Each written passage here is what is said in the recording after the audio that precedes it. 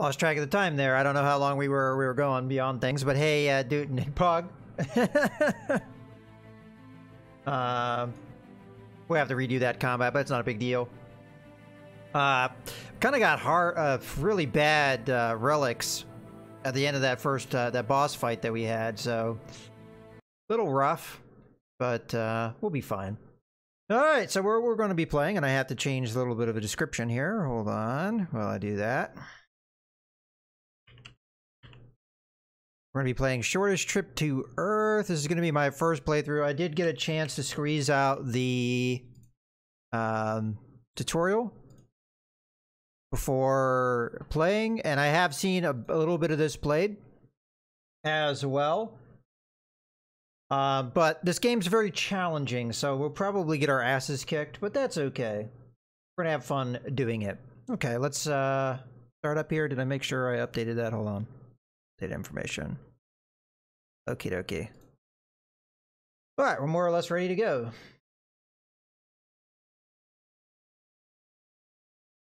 So this game is like FTL with a lot of extra stuff.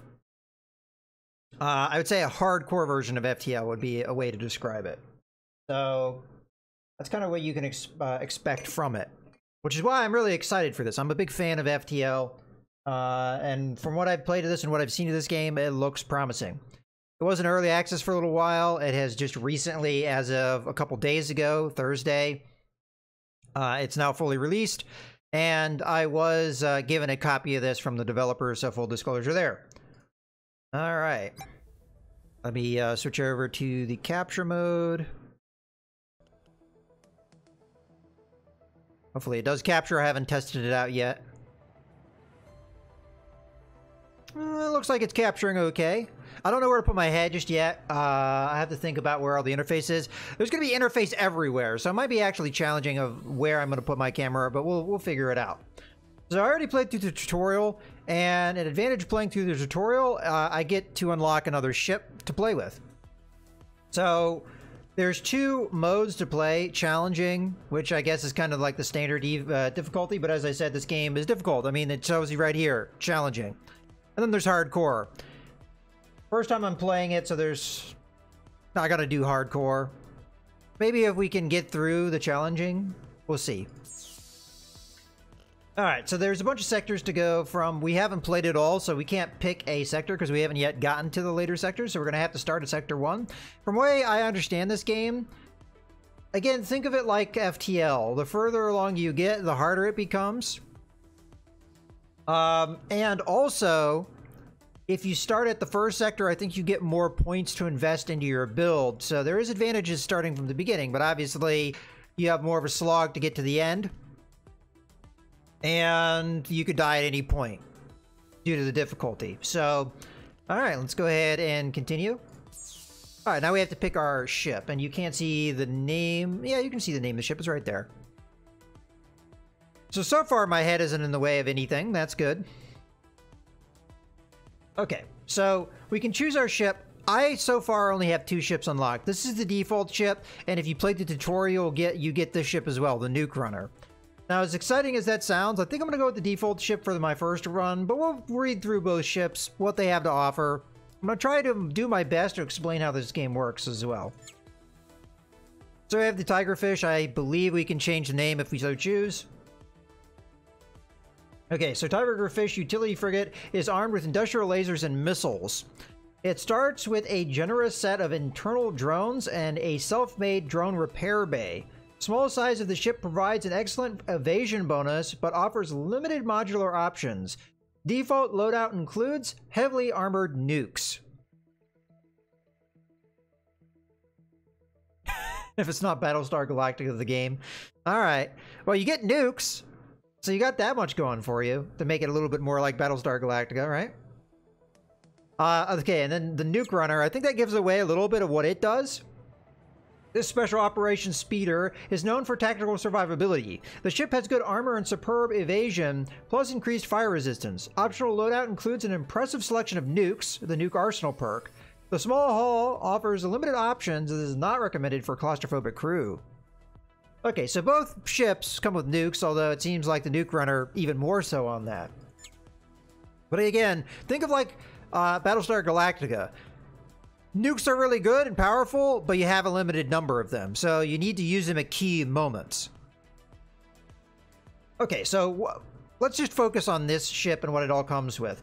So we've got 4 weapon slots, we've got 2 nuke slots, we've got 16 other slots, and then we have our base stats here. We have accuracy, deflection, evasion, we have starting crew of 10, we have hull points of 30, and survivability 1 out of 10. Now if we just compare very quickly here, this one has the same number of weapon slot, nuke slots, and other slots, so about the same size ship. Accuracy is increased. I believe the deflection is better as well. Yes, it is. Think of this as like your armor. Yeah, so a certain percentage of the incoming attacks will deflect off of us. We have evasion. I think that's pretty self-explanatory. About the same between the 2 ships. Starting crew is less on the nuke runner. Hull points is also less, but survivability is increased. So I'm going to go with the Tigerfish for a couple different reasons. First off, it's kind of the default ship, but one of the reasons why I'm going to go with it is it focuses on lasers, and from what I've seen of this game so far, that would probably be in our best interest. There are downsides to the lasers, but there's definite upsides for lasers as well. But let's go ahead and continue to the next step. And this is our loadout. Okay, so think of this like RimWorld to a certain extent. This is where you get to really fine-tune your loadout and what you're going to have. We get fate points. Now, you might have saw a little bit of a tick or pop-up there that said that we got fate points for our first run. We get 5, and then we get 31 for starting in the sector we started in. I think I also got 1 from the tutorial, which might be why we had that 31 rather than 30. So that's another advantage of doing the tutorial. We got 1 fate point. From what I understand, this is your progression. So not only do you get fate points from what start you have, so we started at sector 1, we get fate points based off of that sector. We also will get fate points as we play. So if we do cool things, we'll get fate points, and they'll add into this. So we'll get a better and better start the more we play. All right, with that out of the way, what can we spend our fate points on? So this is what we start with. I really wish that it would show you exactly what modules you had. It doesn't tell you that, and because I've never played before, even though the tutorial had the same ship, it's going to be different because the tutorial pretty much started you with nothing so that you could learn how to put things in the different slots and so on. So I really don't know what to expect 100% outside of what the description said. So we know we're going to have a DIY drone repair. We know we're coming with drones, although it shows us that kind of stuff. So we have our crew. We have 4 human crew members. We have a young scientist currently researching Epicurean sexual aesthetics. Okay, that sounds interesting. Purely for academic reasons, of course. Now, this is a roguelite, so some of this is going to be randomly generated, although the crew types, I believe, are always going to be the same, because last time I took a little bit of a peek at this, you started with a scientist as well. You have a professional ship architect and repairman, manually built a shuttle once, although it exploded. We have a professional player. I don't know what that means, but all right. Loves hunting drones. Not bad with guns.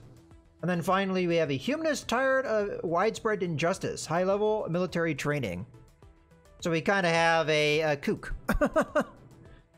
All right, and then we have drones. So we have 4 gunnery drones. These are all going to be pretty much the same. They have different names, though, and again, these are randomly generated. We could probably rename the crew if we so choose.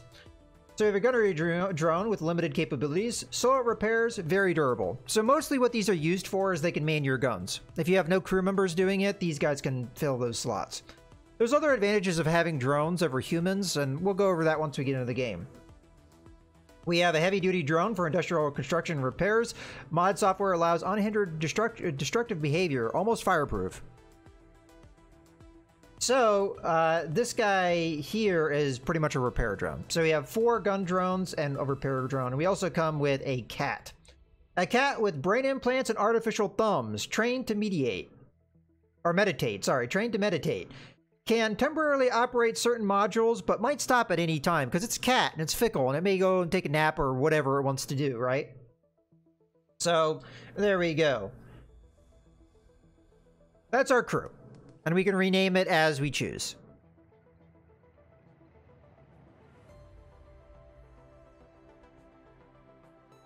All right, so moving on. What are we going to spend our points on? So this is all the extra stuff we can get. So we have just resources. So starting resources, we got our ship hit points, but we also have organics, which is pretty much food. But there's other things that organics can be used for depending on what equipment you have. You have fuel. This is pretty self-explanatory. This is one of your most important resources. Think just like FTL. Running out of fuel is a very real possibility, and if it happens, you're pretty much screwed. There's ways out of it, but they're not going to be good ways out, good things to do. Pretty much you can turn on your SOS and just pray, right? You don't want that to happen. We've got metals. It's used for repairing the ship, but it can also be used for modding your ship and so on, crafting things. Moving on, we have synthetics used in repairing modules. And again, this is going to be crafting materials and other various things. You have explosives. Now, this is the one thing I was talking about. Having laser weapons could be a certain advantage to us, because explosives are used for ammo. There are other times that you can use explosives for various events that pop up, but mostly that's what you're going to use it for. Lasers don't need explosives. They're just run off of power. So we won't be burning through explosives. This is a real problem, and I even saw this in the tutorial, because in the tutorial I went with a lot of ammo-based weapons, and I ran out of ammo mid-fight. So can be a problem. So ideally, if you're going to be running with those type of weapons, you want to have some way of being able to manufacture explosives or acquire explosives from stores or what have you, and make sure you stay topped off on it. Otherwise, you may run out of ammo at a key point. You have exotics. This is a rare mineral, and it can be used for a number of things, but it's also worth a lot, so we could sell it. We have our Xeno data. This is pretty much our currency. That's pretty much the best way to explain it. There's other ways we could talk about it. You get it from kind of researching stuff too. So think about like trading information for things, I guess. Then we have our bonuses. So we can add on just raw resources. So we can actually take extra fuel, extra organics, and so on and so forth with these initial ones, right? We have extra credits, but now we start getting into more complicated things. So by taking a package from our Grand Aunt, we get a resource pack and 12 organics. So if you read the description, it says our grand relative, who is several hundred years old, sent us a package when she heard about our upcoming journey. So just to explain the background of this game really quickly, you went out on some expedition, some catastrophe happened, you got hit by an asteroid or something, or a meteor. You took damage, you went into cryosleep, and went from there. Like you got trapped in deep space or something. You went into cryosleep for a period of time. You wake up, you're now in an area where you can use FTL again. Either you've repaired some of the damage or what have you. And that's kind of like the background. So it's a package of self-contained organics and synthetics, plus 12 jars of mild berry jam. So to explain really quickly, that package of resources, you can pack resources and put it into your cargo. Then at any time you can unpack it to get the resources out. There's going to be caps for how many resources we can have at a given time. So putting things into a pack is how we can store extras beyond that capacity. And I don't know what our capacity is because I don't know what all modules we come with. For the most part, to be able to hold a resource, you have to have a container somewhere on your ship that is a module. Okay, we can do a med bay. So this is going to be an actual module. It gives us +1 med bay module. Also gives us 10 organics and synthetics. Send crew into installed med bay to heal injuries. Now we may not need this because if you have cryosleep, those can heal injuries. Now I underline can.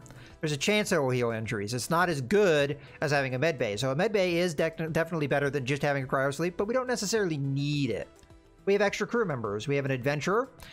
He is one well-armed crew, and he also gives us 40 credits for taking him along for the trip.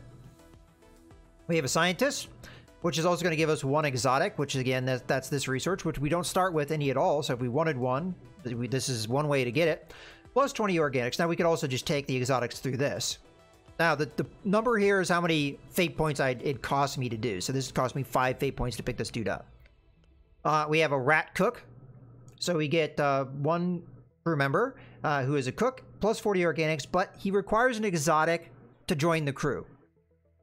If I were to pick him, I am negative exotic, and I can't be negative in resources, so I could not continue unless I got an exotic somehow. Moving on, we've got a full check and oil change, so we get 1 ship max hit point and something synthetics. We can buff some of our little bonuses here, so we got evasion, deflection, accuracy, and evasion, but it costs us some credits to do so. And then also ship hull at the cost of synthetics. We have, this is very expensive at 35. We can get +3 to our ship hit points permanently. Moving on, we've got our drone repair bay. Now, we already know we have one, but it's a DIY, meaning that it was crafted from bits and bobs. So DIY parts are always worse than legit parts. So if we took this module, it would be an extra repair drone module, or drone repair bay, which we wouldn't necessarily would need, but it would be better than what we have. We have the Swearing Small Bot. A small toy drone, knows vulgar words in all human languages, and draws fire for intruders during internal combat. Perfect obedience, but no abilities besides movement and swearing. Well, that's Dootin in a nutshell right there, right? We've got fire safety speeders, so these guys just will put out fires. That's all they do. And you get 2 of them for the price of this 4. We've got repair and gardening drones. So these are all pretty self-explanatory. It repairs and it gardens. So it's excellent at gardening, but it has a limited skill set outside that. And it costs us a little bit of credits to get one of these guys as well, beyond the fate points. We have gunnery drones. So these are pretty much the same as what we already have. But we could get more if we wanted them. You have a DIY tank. This is going to be a little combat drone that moves around inside your ship and kills any boarders that may get onto your ship. You have some cryo sleep type stuff.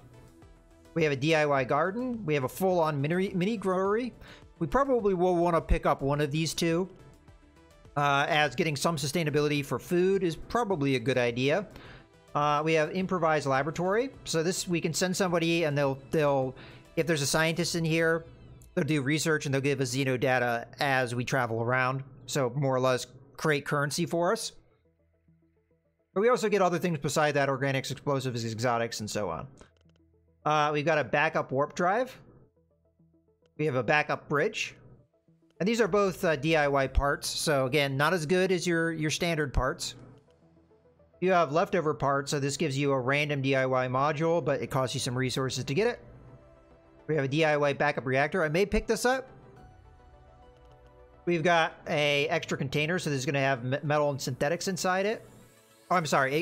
It can store metal and synthetics. A container that increases storage capacity for metal and synthetics. We have to start improving our containers early on because the best ship upgrades need more than 1,000 metal. So that's a possible choice as well. We've got DIY point defense system. Pretty important. So enemy boarding parties are going to come through with shuttles. All of your projectile-based weapons can be stopped by point defense. They can be shot out of the air, more or less. So I don't know if we start with any point defense, so it might be a good idea to pick this up. This is where I'm kind of like, there's a gray area. I don't know exactly what modules we start with, so I don't know if this is something we absolutely need or not. If we end up picking it up and we don't need it, we could always scrap it for parts, but this would be resources spent. Maybe better applied elsewhere. Now, once we're done with all this stuff, we do have specific upgrades to our ship, the ship that we chose. So if we had picked the nuke runner, we would have different things here.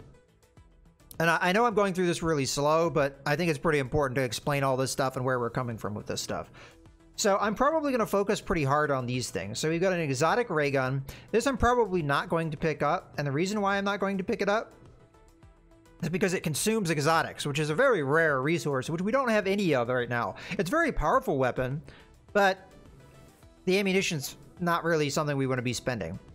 Here, we can upgrade our lasers. So we improve our ship main lasers, 3 of them. It costs us 40 synthetics to do. It also costs us 6 fate points. But there's a cost to that. The upgraded lasers need more power, but are twice as powerful. I say we do this, though. So I'm going to go ahead and select that.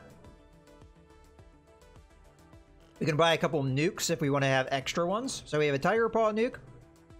This is probably the default nuke that this ship comes with. A heavily armored single-shot industrial missile. Originally designed for breaking large asteroids, now repurposed for war. This one has very small AoE. So this is meant to just ram crap, more or less. And you have an improvised nuclear missile, an improved combination of destabilized reactors, old engines, and various spare parts. Might save our life one day.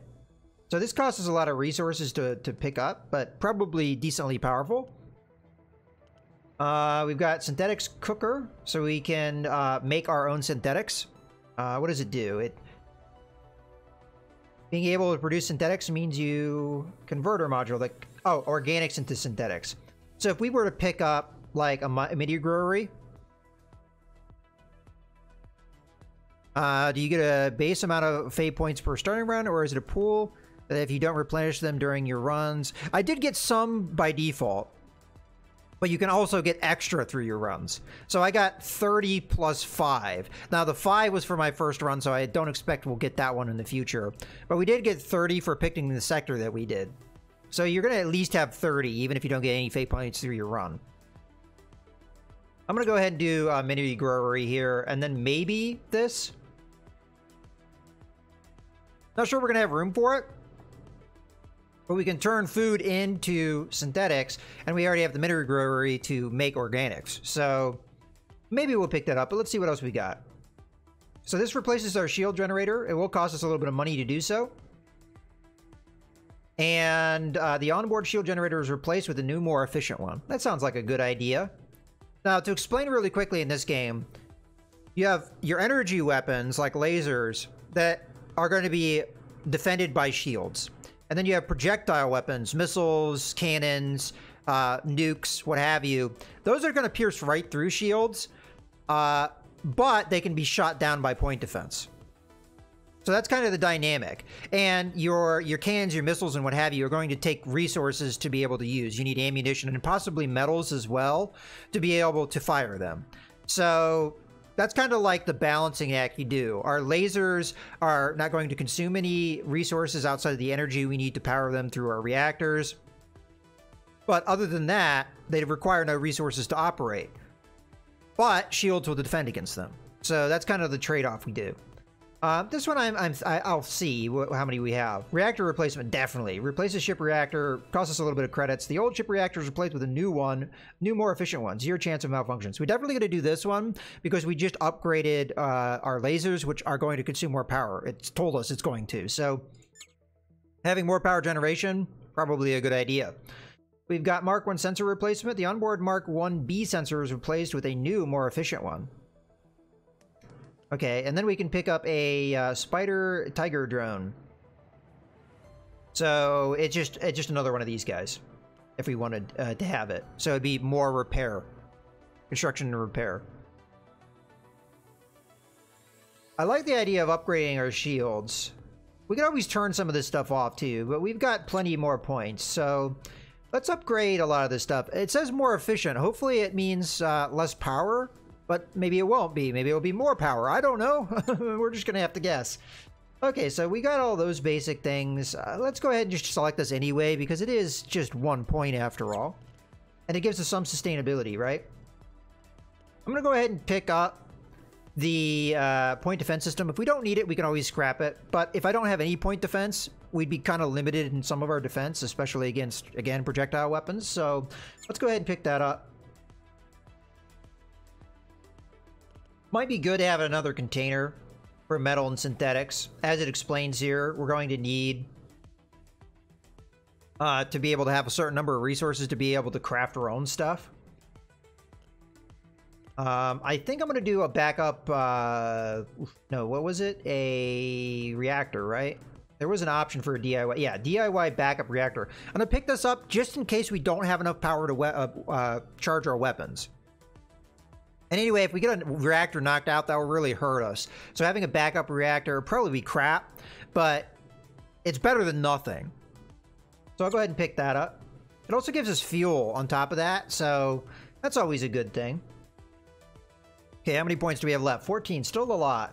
I'll go ahead and pick up this module. We may not have enough room for all the modules I'm picking up, though, because as it said in that intro, we have a limited number of modules on this ship. It's kind of a smaller ship. So we'll pick that up. I don't think we're going to do the lab. I'm assuming we already have cryosleep, so I'm going to like take a risk and not picking this up. We could put more people in cryosleep, but we don't have a very big crew. So probably not necessary.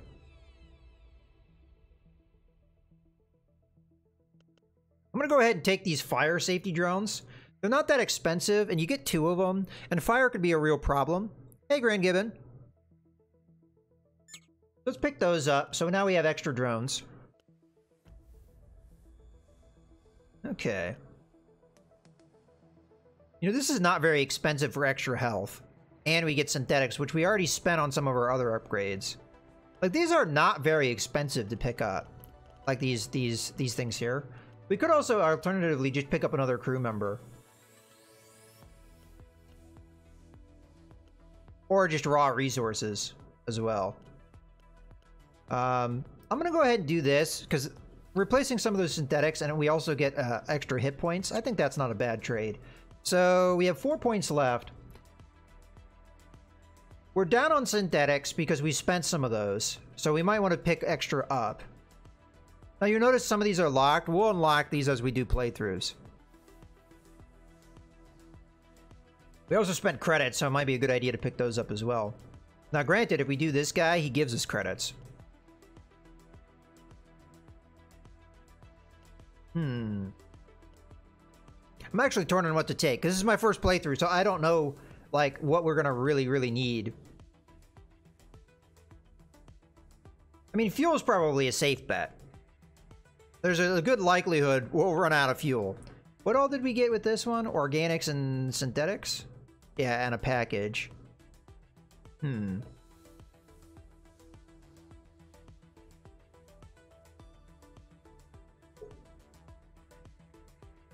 Alright, I think we're gonna go with the fuel. Just so we don't run out. That only leaves us a couple points left. We could go with this and this. This would give us 30 organics, and then this would give us another 12 plus organics and synthetics. Something we're kind of low on. Or we could just take the synthetics and not worry about it.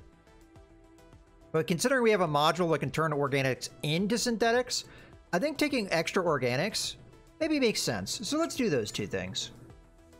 Now, I could have just gone straight for organics, but we also get synthetics out of this one as well. Alright, so I made my selections. They're possibly bad selections, but we'll find out as we play. Let's start. Oh, here's the story right here. A malfunction in our ship's warp drive has landed us in deep space. Stranded away from all possibility of refueling.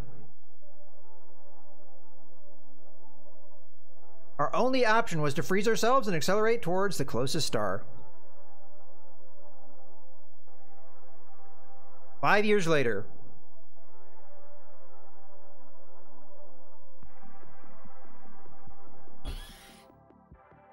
Alright. Modules received from perks are currently inside storage. Open storage panel. So we're going to get this little person giving us... This is our AI, kind of helping us out on our first playthrough. So far, there's nothing interface-wise over here, so I think we're okay. Let's go over this screen. So right now, we're on the ship screen. We have several screens, and they're all down here that we can select. There's also keybinds to a lot of this stuff. You have your time. This is in real time. Think of it again like FTL. So you can pause, and then there's different speeds that you can play at down here. Alright, so this is our resources right here. We've already kind of gone over what all these are, and we also have fate points that we're picking up as we go through. We have our hull points, which is currently at 36. We have our shield points, which is currently at 7. We have our deflection and our evasion chance. Now, the evasion will go up as we have more people on the bridge. Think of this just like FTL. Alright, so let's go over the different modules that we have, because some of these things I actually didn't know what we would come with. When we may have brought more modules than we can actually install on our ship. Alright, so let's go over what we have. So we have a fuel tank. This is where our fuel is stored, and if we had an extra fuel tank, we'd have more capacity for the fuel. But also, if this takes a hit, our fuel will leak out. So, could be a problem. We have a multi-container. This can store a bunch of different resources. So, this is probably one of the most important modules we have, because if we lose this, we probably will lose the capacity. Well, it looks like organics, fuel, and and exotics. But yeah, we would not want this to get ruptured. We have a Terran Industrial Reactor. This gives us 15 energy, and this is probably the reactor we upgraded through our choices. We have our two-tail engine. Highly armored and quite slow. Heavy-duty engine. Strong structure improves ship hit points, which is why we have more than the 31. Some of these things are going to actually add into our hit points, the modules, that is. So we can see some stats here. So it gives us a little bit of evasion, gives some hit points. Not sure what that fourth or third and fourth thing is. Probably speed and avoidance. We have our Terran Energy Reactor. So if we had not upgraded, this would probably be what we got. We have a DIY point defense, which we have an extra one of those. So we did start with one. Now, obviously, we can change. So if we click on any point here, select slot. So this is the actual item. Then we get it select slot. And this gives us an idea of what the slot is. Now, this is pretty important here. So this is a hybrid module slot. It accepts point defense and internal modules. Can be upgraded. We can upgrade it to a weapon slot. Now, weapon slot's like, I think, the highest tier slot. And a weapon slot can take pretty much anything, from what I understand.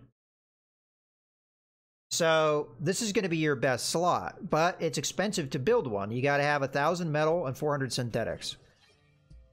So we're going to have to see about that. So some of these are just going to be internal modules slots, which means that pretty much all you can put on them. Like, for example, this is one right here, internal module slot. So this is just going to be normal internal modules. So it wouldn't take point defense. You know, there's options that we could not put in here. So we could not put our DOI point defense in there. As a matter of fact, that's probably the only open slot we have. So we have to choose what we want to move in and out of our ship. Let's take a look at our other modules. So we have a drone repair DIY. We knew we were going to have this. And this is going to repair our drones. This may not actually be all that important. Now, we have a lot of drones, but it may not be all that important until we actually need to do repairs. So this is probably going to be one that we can very easily replace. What slot do we have here? Just an internal one. But that's okay, because we have plenty of things that will be internal slots. We have our warp drive. This is pretty important, as this is what's going to allow us to jump from system to system.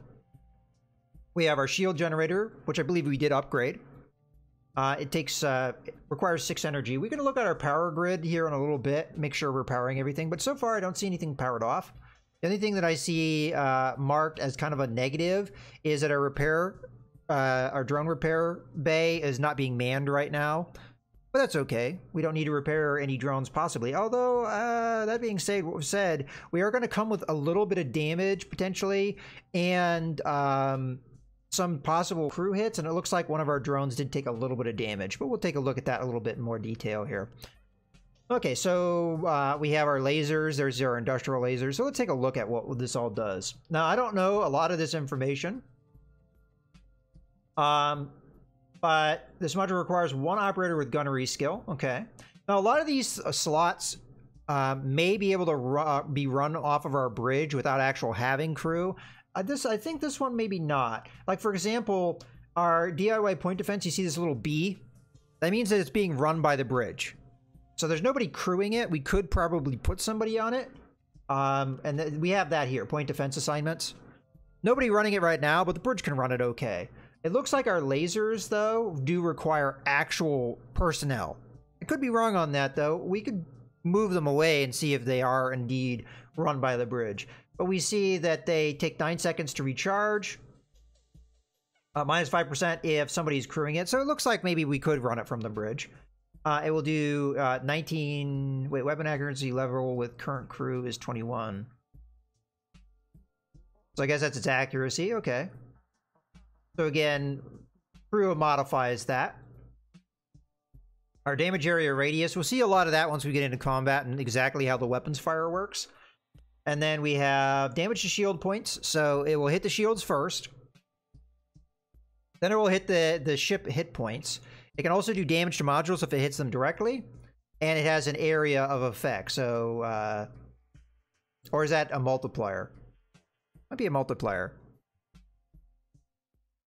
As far as I understand, Leo, if you have it bridge operated, it's not going to run as efficiently. Like when it's crew operated, the skill of the crew is going to make the gun more effective. When you're running it from the bridge, there is no modifier, so it's just going to be base default stats. There's no damage to crew, 0% chance to catch on fire. Default is 40%. Okay, so it's not on fire right now. All right.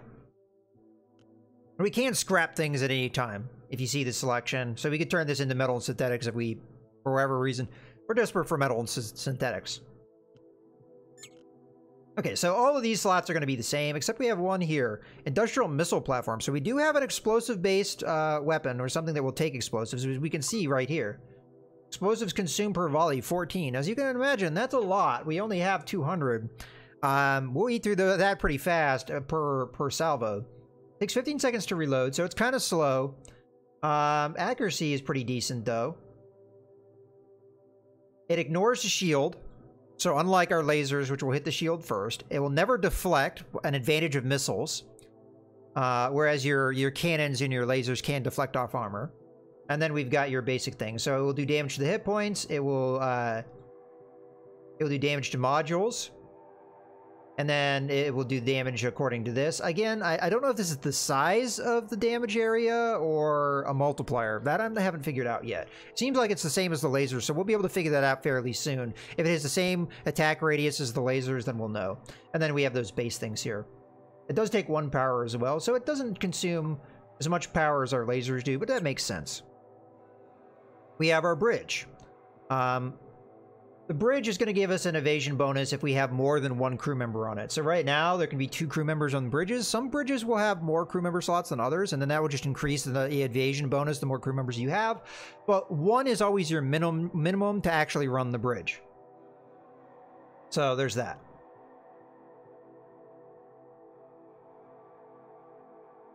You also have to have the bridge skill to be able to operate it as well. Okay. We have our sensors. So this is a non-combat sensor Mark II. We could have upgraded it, but we did not. At least I don't think we did. Did we upgrade it? I don't remember, actually. So we have our long-range sensors. So ship will use max value if multiple sensors are present. So that's our long-range sensors, and then this, I believe, is our in-system range. So your distance is going to be measured in RUs. And then this is your capability of detecting stealth ships. We have 0. This is a non-combat sensor grid. So, yeah. So, increased ship range in star systems and sector view. Sensors are not cumulative. Only the best sensor range of values are used. We have our general storage container. So, this is where all these things are held. We have a... this is a legit point defense. So one of our decisions is going to see which of these DIY. I'm going to guess they're the same. Yeah, there's the same stat. So we just have a backup point defense. And then we have our 2 nukes. All loaded and ready to go. Looks like it ignores shield and never deflects. Does a 1/8. I think that's maybe the area that it affects. Yeah, I'm going to guess that's the area it affects. So we select on this. So it does damage to the ship in this configuration, and then it does damage to modules in that configuration. So it's not as effective at damaging modules as it is hitting straight up the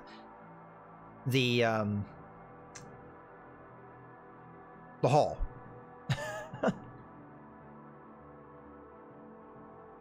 Oh, so this is like what it will do to the crew. So the chance it will catch a deal of fire is 100%.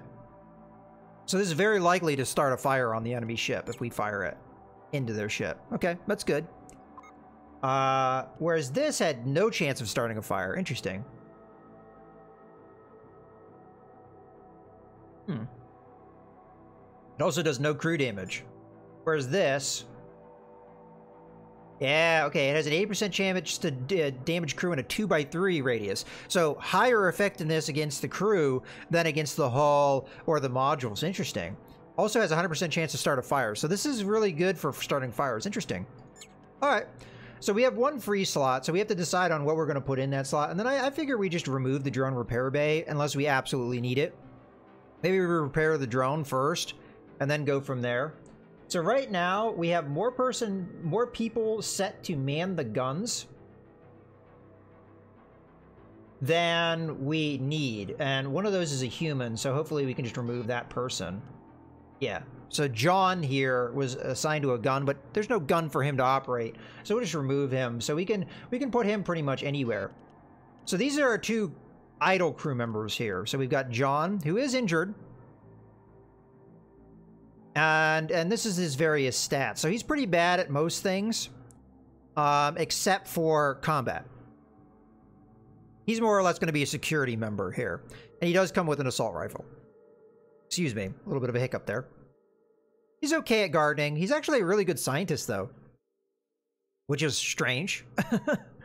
And then you have how much organics he will consume. This is more or less how much food he eats. Now, there's ways to deal with how much food somebody consumes, one of which is just put them in a cryosleep tube. We already have one person in there. I believe if we... I will say the... selecting people, like some of the interface in this game is a little tricky. So this is our person currently in cryosleep. While they're in cryosleep, they don't consume food. So that's really good for us. They also have a chance of healing some of their injuries, like if we click on this. This cryosleep heals crew faster than others. Crew in any cryosleep requires no organics and might heal wounds while the ship is driving around. So John probably should go into cryosleep. So we can just go ahead and hit the plus, and he'll go in there. Now remember, our cat has brain implants and an opposable thumb, so it can man stations for us.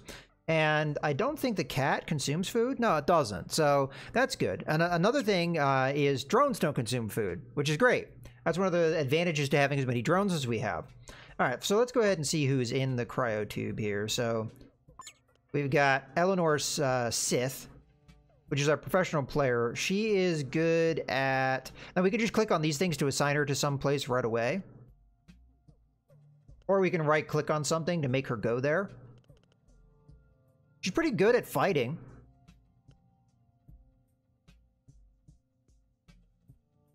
So, I'm gonna say, right now, we'll put her in the drone repair bay to man it. And then we have one drone that was all wonky. We also do have save slots, which we'll probably, once we get our crew situated, we'll do that. And then we're going to send the drone here, which is one of our firefighting drones, it looks like, into the repair shop.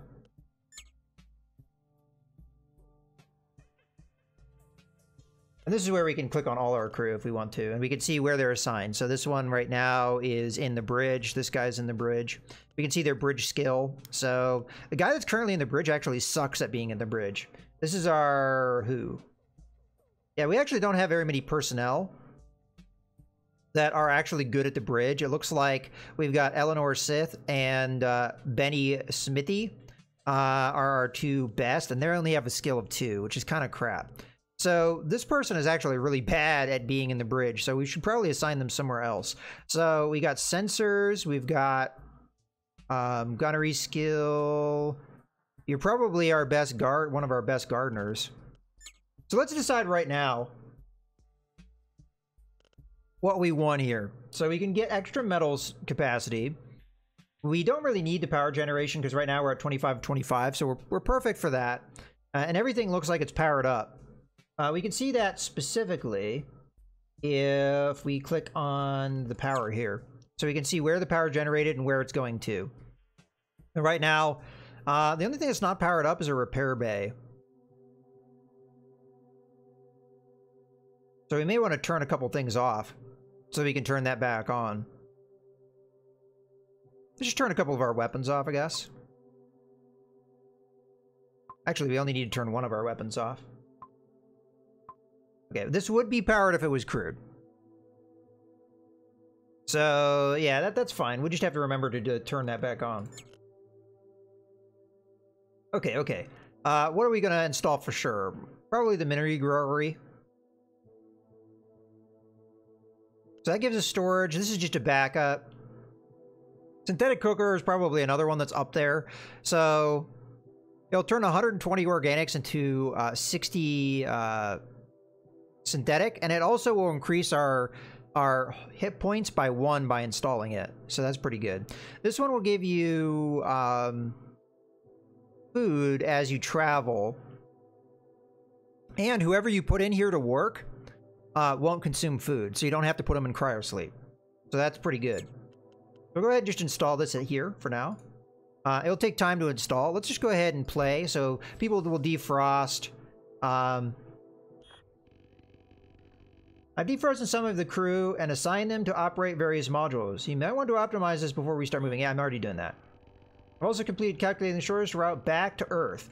The journey goes through 10 sectors of mostly unexplored space. Each of those sectors will contain an ancient one-way warp gate built by precursors before our time. The warp gates are usually controlled by the dominant faction of each sector. We must convince whoever is guarding them to let us through. Mark the intergalactic warp gate of the system on our sector map. Try to explore every star system on the way to maximize our survival chances. Okay. And while we're moving around on the ship and we're playing, we're not traveling, so we're not going to be consuming food or anything, so it's not really a big deal. Okay, looks like we've already done what we needed to do here. So let's go to our power. We're going to turn this back on. Then we're going to go and tell Eleanor Sith, what were you good at? You're not good at growing, so instead you're going to be going into the freezer. Get in there. Okay, so 2 of our crew members are in cryosleep, so they're not going to be consuming food at all. So right now, our food consumption is at 10. And again, if we click on our crew, we get to see what they are doing as far as food consumption. So everybody on our crew, they're human. This is probably a pretty standard number. So they all consume 5. Now, if we put somebody in food growing, their food consumption goes away, and they also will generate food. So what we're looking for is somebody that's good at growing. This guy's kind of one of our best, even though he still sucks. So we're going to probably put this person into the minery brewery. Now we can put 2 people in the minery brewery once it is installed. Okay. It's not powered though, so we have to do something to power it. Oops. Drone, just assign you to firefighting because that's what you're supposed to be doing. Oh no, wait, you're a gunnery drone. I may have to look at your gunnery assignments. Oh, you were here. Okay. You were supposed to be there anyway. So we have 2 on firefighting. Who are you? One of our bots is doing security work. Yeah, you shouldn't be doing security work. You should be doing repair. That's what you're supposed to be doing. Okay. And the cat. The cat is very limited skill set. It can work the shield. Is that shields or sensors?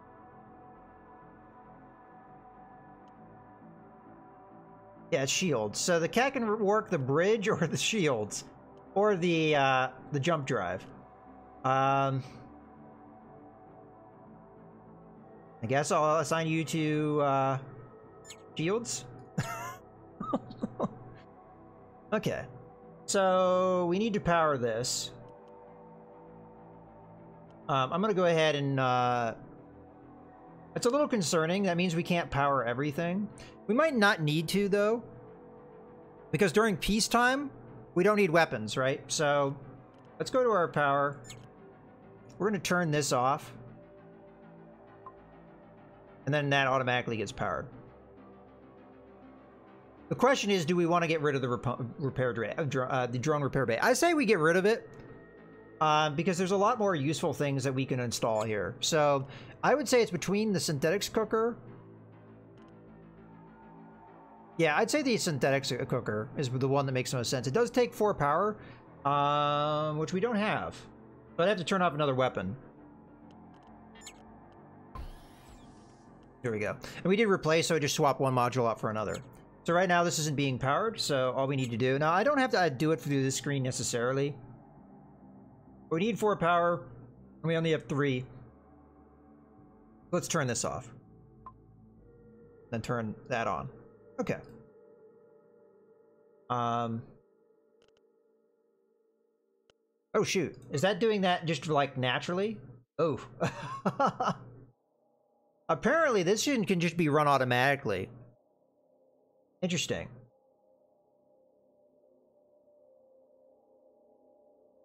How about we only turn it on when we actually need the synthetics? Right now we don't necessarily need it, and we're not really producing the food right now. So yeah, we'll power that off unless we absolutely need synthetics for whatever reason, but it's still going to give us the hull point while it's installed, so that's fine.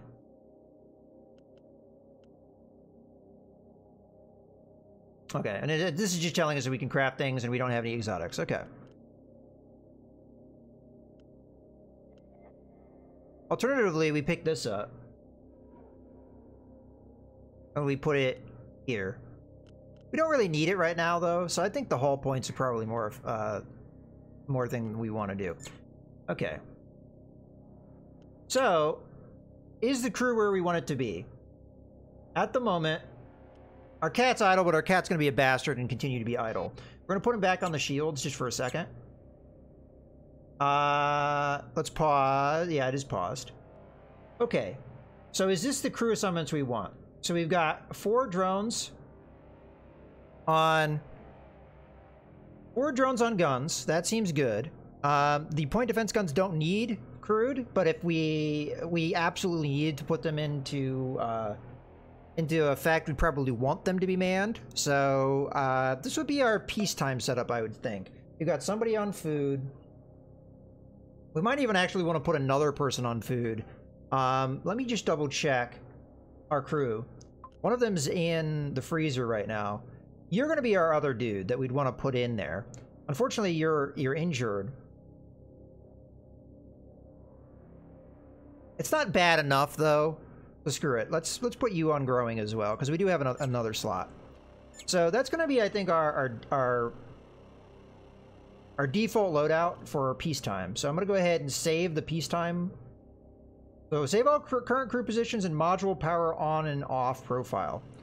In theory, he's not there yet, but he should be assigned. If that doesn't work out that way, we'll do it. But now we can just hit load and it'll be good.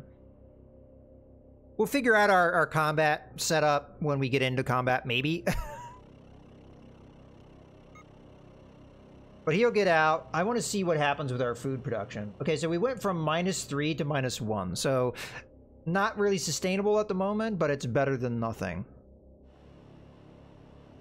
Okay. All right, I think that's pretty much it for what we want to do there. So let's now go to the star system. So this is our sensors, that little halo. So that's as far as the sensors can see. Pretty good. We do see a planet with an atmosphere here that we can travel to, and we also see a few more planets, and there could be other things that we'll find with our sensors. So this has already been identified, and we're just traveling around in orbit right now, which is fine. Let's go ahead. Travel there. All right. The ecosystem on this planet seems to be a very young one. The soil does not have much nutrients and supports only moss and a small plant in a couple of patches on the planet. We could harvest some organics from here, but there's no way to do it ecologically. Okay, so we could mess up the ecology of this planet. So we can research and harvest organics or research only. Leave the ecosystem untouched. Screw this, we're surviving. This is all about survival. Uh-oh. Warp worm attack. During the harvesting operation, oh, this really sucks. A warp worm appeared from underground and attacked our printed harvesting equipment. More of them appeared soon, and we decided to leave the planet. Fortunately, they didn't follow. So we just got some data, but we lost resources. So we got nothing from this planet from a resource standpoint, and we lost a crew member. Wow, this game is already rough. No. Ouch! Oh my god! Well, who did we lose?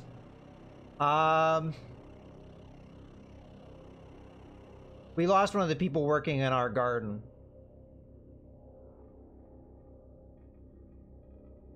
Okay, so now you get this game's hard.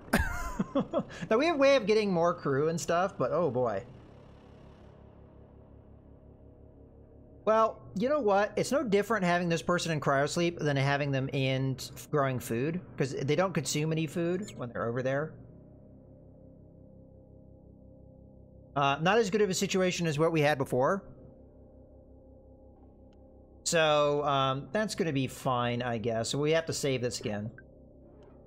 Yeah, that's a real rough start. Alright, let's start traveling around here. Wait, what?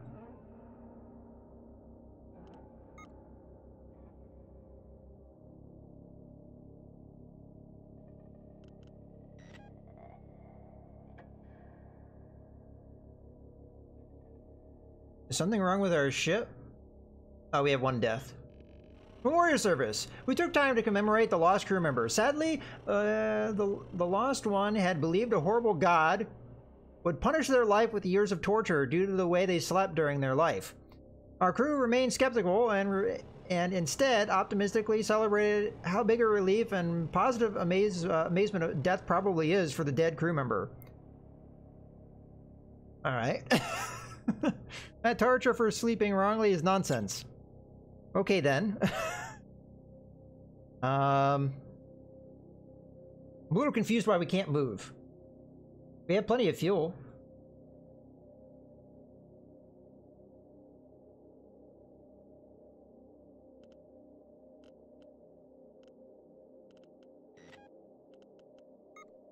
Oh, there we go. Let's go ahead and go to this planet. May it not screw us over. Alright, the amount of mega-level destructive atmosphere events in the atmosphere is too high to consider fuel harvesting. Oh, that sucks. Alright, let's move on to this. This is probably another gas giant. Fuel elements found in the atmosphere. General atmosphere conditions are stable, but a few large plasma storms have been detected. Well, we're still going to harvest. The mining process went as smoothly as possible. The remaining fuel elements are too dispersed to justify further harvesting. So we did get some fuel. That's good. Alright, let's go to the last planet here. I don't think there is anything else of interest. Wreckage. This planet is a desolate ball of sand, but we've located a military shipwreck. Alright, let's send the crew, what little of them remain. Technology retrieved. One of the modules within the ship can be restored to working order. The ship's warp drive, broken beyond repair, contain a large exotic crystal. Alright, so we got one module, metals, synthetics, and exotics. So we had one rough event that was pretty bad, but two positive ones. Okay. So they had a DIY engine that's pretty damaged. We are going to store it. Take a look at it. It's pretty crap, to be totally honest with you. Yeah, our engine is just full on better. We could keep it around in case our engine gets destroyed, but it also needs a lot of repairs, so instead we could just scrap it. We don't have to make a decision right this second, so I hold off for now. And yeah, you can scrap everything. We can even scrap the nukes. Alright, let's go back to the sector. Well, the sector didn't not the sector, the star map. There wasn't anything else here, right? You can't do anything with the star, so... Let's see. This is the exit, so we have to decide on how we want to travel here. I believe you can actually look at the systems ahead of time, too. So you have one trade signal, 0 out of 1 planets visited, and there's 1 fleet. We should probably check to see if this fleet is hostile. So, you can actually look, like if we just zoop, there's the other this is the other system. So it's green, which I believe means it's friendly. So, we should be alright. Now, I could just drive there if I wanted to, and it would cost me 50-ish fuel. Or we can jump there, which would cost 50 fuel. I mean, it was like 50 plus to drive there, but yeah, I think just 50 flat fee is probably better. Granted, if it puts us outside the system, it still might cost us about the same, but yeah, we'll just go ahead and we'll warp to the destination. Okay. Alright, we've immediately run into whatever fleet is here. Organics Trader and Sectoid Alliance. Noble fellow consciousness, let us trade forms of matter and energy for mutual ascension. Our fleet will be leaving the star after this trade, so this is truly a once-in-an-egg time event offer. We can buy organics for credits. We don't have a lot of credits. We can get 100 organics for 2 exotics. We only have 1. Or we can get 55 credits for 1 exotic. Or we can say no. I'm not really that hard up for resources, and organics is probably one of the things that I don't really need necessarily. So I say leave. Alright, so we encountered the fleet that was there. There is a space station here. Space stations will always kind of let you know what they are, because they have a beacon. So you know there's mercenaries there. So we could probably hire more crew. Kind of on the way, so we'll hit the gas giant first.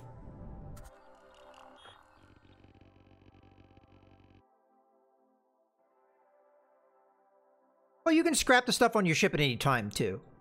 They probably give you a better deal, though, would be my imagination on, like, why you would want to do that with this. This gas giant has a thin layer of harmful fuel elements in the outer layers of the atmosphere. General atmospheric conditions are mild, but a few small plasma storms... Alright, we're still harvest. Oh, there's an accident. We still get the fuel, but we lost a hit point. I guess that's not too bad. A small plasma tornado caused an accident during the operation. That's all things considered. We didn't lose any crew members or resources, so that's good. Okay. Speaking of our crew, is anybody injured? No, just John from earlier. Okay. Alright. Like, just to show you real quick here. Like, if I wanted to, I could click on that and hit scrap, and I'd get 50 metals and 100 synthetics. But I'm gonna guess maybe, yeah. Alright. So we're gonna travel to the space station here. Now, there may be other things here that we don't see until we get them in sensor range, too. Like, big bodies like this are always gonna be on your map, but if you want more than that, you gotta actually get them within your sensors, which is why you want to have better sensors. Oh, bad ship.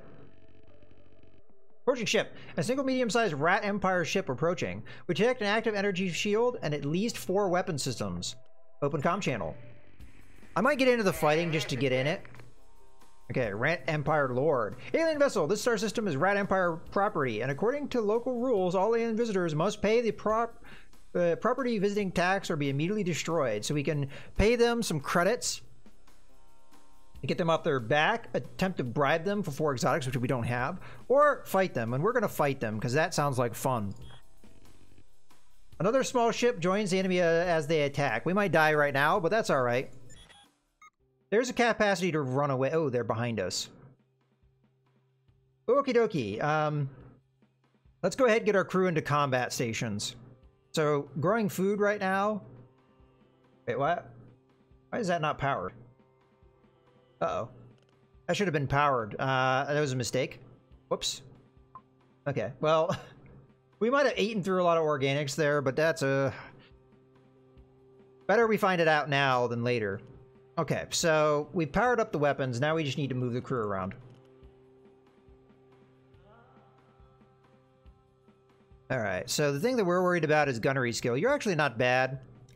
Alright. Let's go ahead and send the, this guy to point defense. And do the same here.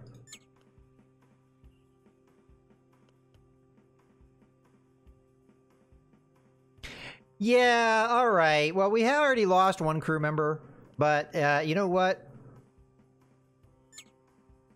You got a point here, especially as we're in combat now where we may actually lose some people. You get to be the crazy person. There we go. And other crew.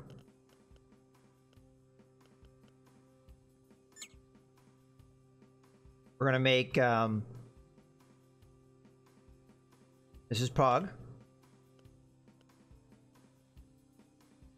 Okay, and then the one person's the captain, so that should be me.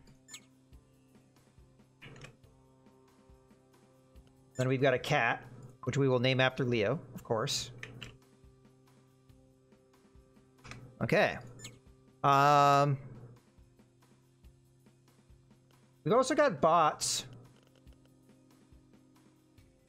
We're gonna make this guy here. Let's actually make sure that the proper things... Yeah, okay, good.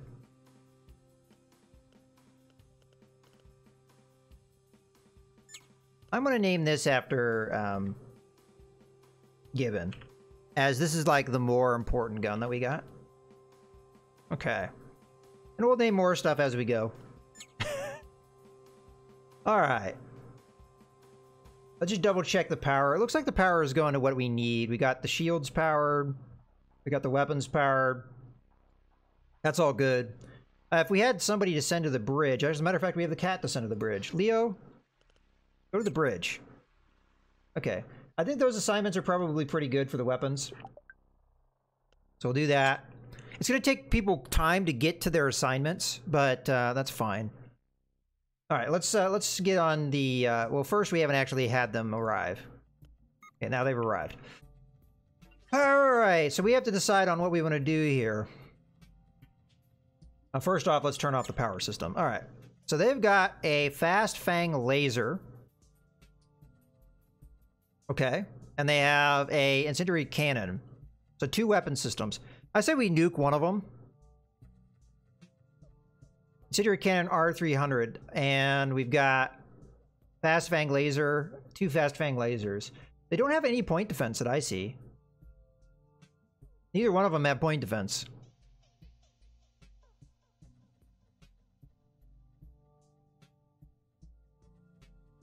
Okay. So that means they're really susceptible to the nukes that we're about to fire at them. I don't know which one of these is the more dangerous ship.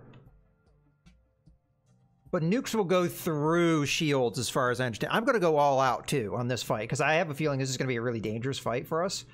So I'm going to go ahead and just launch the nuke onto their main weapon right here.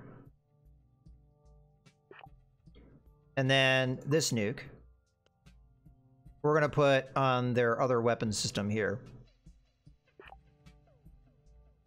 Actually, no, we should go after their shields, shouldn't we? Oh, I already launched them, apparently. Whoops. They're already targeted. Yeah, apparently I cannot redo that now. All right. Lesson learned on the nukes. I should probably have gone after the shields. And then we're going to fire all of our weaponry at this dude. So, this is how the weaponry works. So, 1, this is a laser. You get an area you get to pick. Now, if you do it like this, there's a good chance, or there is a chance, that the laser won't actually hit anything. Now, I'm going after this guy because he doesn't have as good of shields. So this is their shield module. We'll kind of put that in there, but it'll also maybe cover both of their weapon systems. We're going to really blanket the hell out of that.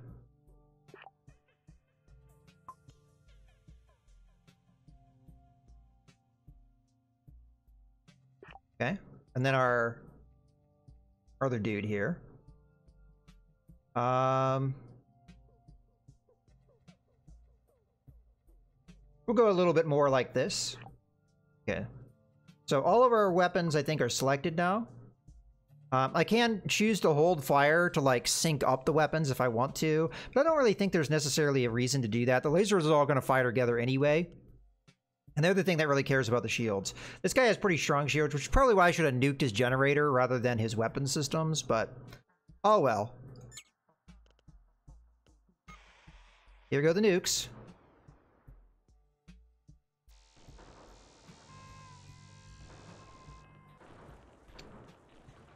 Okay, nuke landed. It didn't literally land on what we wanted it to. Yeah, I don't think either nuke is landing where we wanted it necessarily to. What the hell is this doing? Why isn't it hitting? Oh, they do have point defense. Whoops. But one nuke landed. Okay, we've gutted this guy. He still has his main weapon systems. But we've gutted his shields, and he only has 5 hit points. So I missed that. They do have a point defense. So I should have fired the nukes at this dude instead, because we lost one of our nukes. Oh well. We did a lot of damage with that one nuke, though. That's 8 hit points right there. Our shields are down, though. It looks like this isn't being powered anymore. So let's start diverting some of our fire. I'm going to try and hit their main weapon and their shield generator. I'm going to continue to fire the lasers here because the ship's down. Some of that's getting deflected. Okay, that guy's dead. All right, so all lasers. Oh, we already knocked out his shields, I think. So, let's start banking them.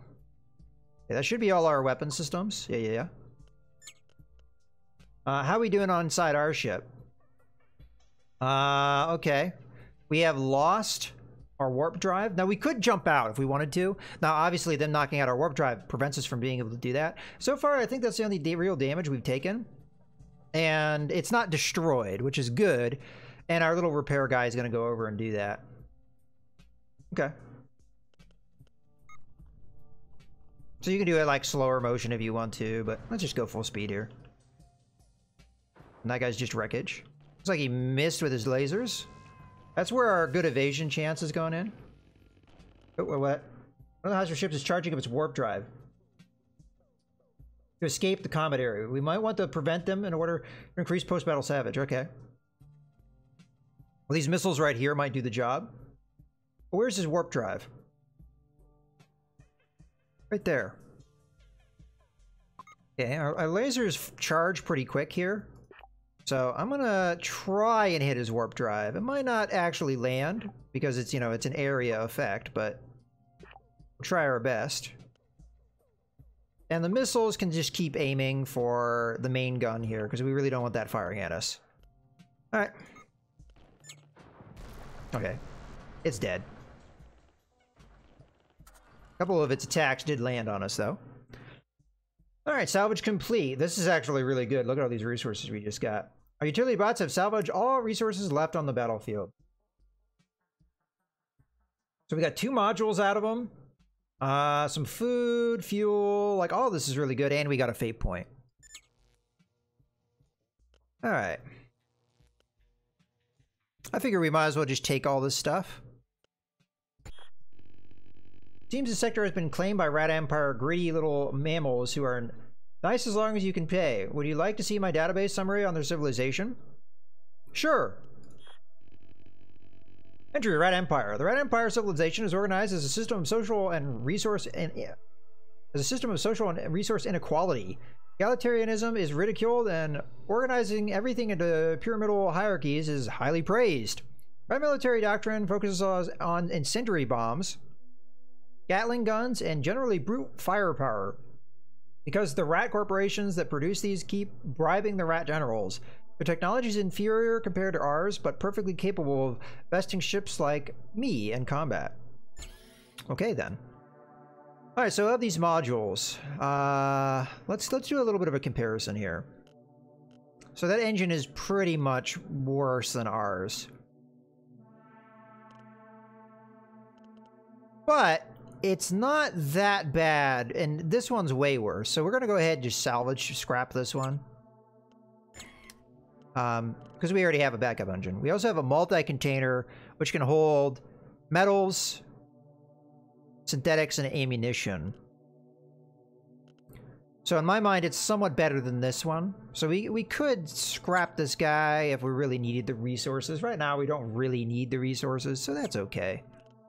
We could also unpack this for the synthetics and organics if we ever needed it. But for now, we'll just let it sit. Because creating these resource packs actually requires resources and to do, so we should hold on to it until we need it.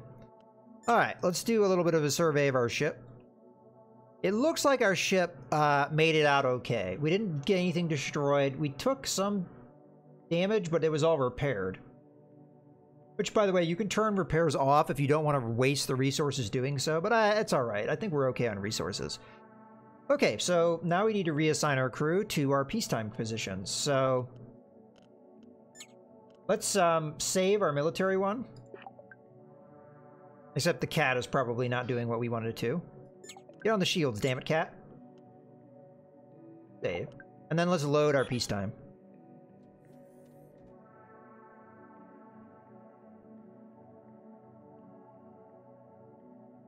Alright. Looking good. And of course the cat is just not even bothering. Not even bothering doing what I told it to do. Bastard cat. Oh, it's on the warp drive. Why did you, what? No, cat. That actually may be required. Maybe that happened just out of necessity. Okay, well, it's alright. It's gonna get fickle and wander off anyway, so let's get back to the star system here. So that happened just as, like, we got close to the space station, so we're just gonna continue that. Alright, so this is our first store. Sure, give me tips about trade stations. Trade stations are a good place to sell resources for Xenodata, the universal currency. Some stations sell ship repair services, which we'll probably want to use because I think it's better. Yeah, so Leo is a cat, but JRB. Some stations also sell ship repair services, modules, and crew. It is cheaper to repair your ship and stations than manually by your crew. If you need extra Xenodata to buy something, consider scrapping less useful modules and selling the gained resources. Modules cannot be sold whole and must be scrapped into raw resources before selling. Okay. There's a little encyclopedia for this game, as you saw there. You just pull that up by hitting the help menu. All right, so these are the modules that they're selling. We've got cryosleep. Looks like it can hold 4 people, so about the same as ours. Crew and cryosleep requires no organics and might heal wounds. I don't think that's really any better than what we have. But we could get a backup one if we really needed it to. It's obviously a different tech. DIY decoy capital missile. To replace our real ones. Does minor damage against an enemy ship hull faster than average nukes. It's not that expensive, so we could pick it up as a backup. It just doesn't do a lot of damage.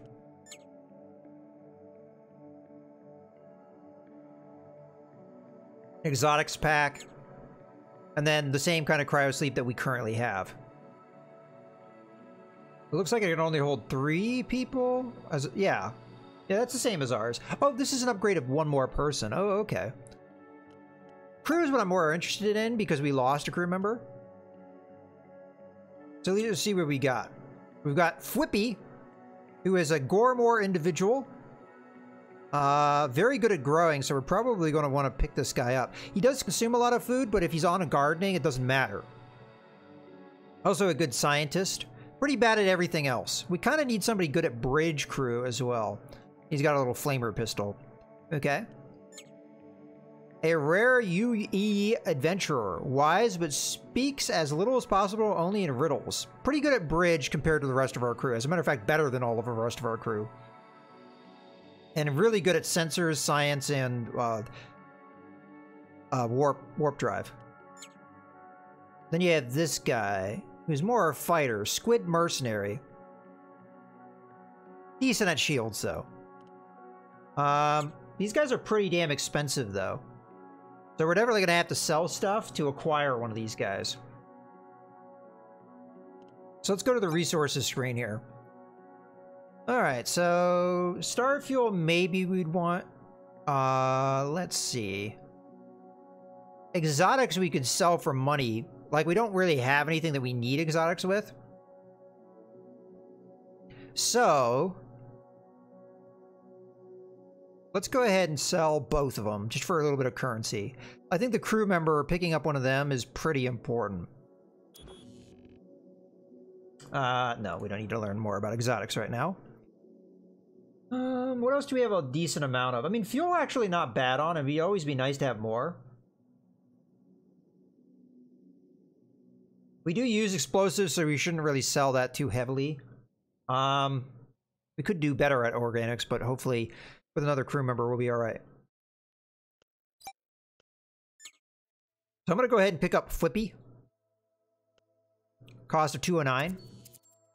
Flippy.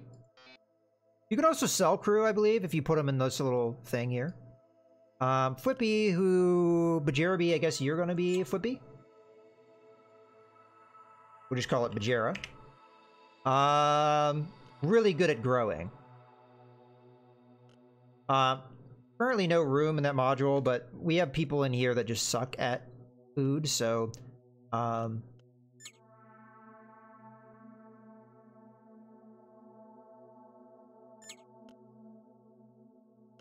dude's actually not bad. It's, I think, this crew member that sucks, right? Yeah, okay. So you're gonna go into cryo sleep. I currently have no other use for you. And, Yara. You are now going to be growing, because you're amazing at it. Yeah, now we have a surplus of food. +4. So that's good. I'd like to buy this person too, but I don't think I can afford them, even selling stuff, unless I go through and I scrap stuff in our cargo, which we very well could do. We get 80 metals, 20 synthetics, and an exotic. An exotic would give us another 36, but we've really got to look at this realistically. We do not have a lot of currency left. And we need what? Oh, wow, the cost went up after buying the first one, so that's unfortunate. I don't think we can afford this. We still probably should look for a little bit more currency, perhaps. Because we have no income right now, so unless we find something... Like, we were really low on money.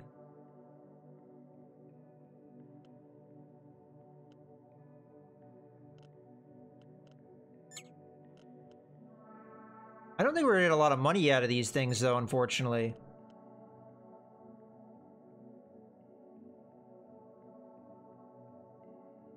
I'm gonna go ahead and open this. We get 40 and 40. I don't know. We should just sit. I don't think... This is a nice backup engine, so if we lose our engine... I mean, we could always scrap it and get money out of it. But I don't feel like there's a pressing concern. We definitely needed a crew member after we lost that one. It would have been nice to get the guy that was good at bridge stuff, but... Oh well. Okie dokie. I think that's pretty much all we need to do here. There's a local warp gate. These are actually really interesting. Where does it go? Let's see if we can figure that out. It probably only goes one way based off of the map that I saw. It probably goes to Hedis. So we should take a look at that area. There is a fleet in the area, so we need to make sure it's not dangerous. Oops, that's the wrong thing. Ah. That's gonna be over here. Well, it looks like it's friendly. Okay. I guess I'll just go to the local warp gate. This would probably save us a bunch of fuel to warp there anyway. Go through the warp gate. We might save some fuel this way. Fly into the gate. And we did indeed. Oh. Okay, we got a metals trader. Techum Collective? I'm gonna guess that's what that means. Or how you pronounce that. Merry existence to you, fellow consciousness. Let us trade varieties of matter for mutual benefit. Our fleet will be departing the system after the present interaction, so we present you with an exclusive set of offers. You know what? Now that I see this, this is actually a good price. We should have sold that exotic for the credits. Now, I know that now, in retrospect, because we were just at that station, and the station only offered me, what was it, 30-something for an exotic? Now, I don't have any exotics. Let's see what this last option is, just to see what it does exactly. So let's see if we can scrap anything for need. Oh, I see what Dune is saying. Okay, so you do this, then you come back, and you're saying, okay, now I have the exotic resource, right? You know what? I say we... Game, give me more time. Crap. Okay, now we'll sell the exotic that we got out of that. Sell exotic. Thank you for the trade operation. Please enjoy the small gift as a bonus.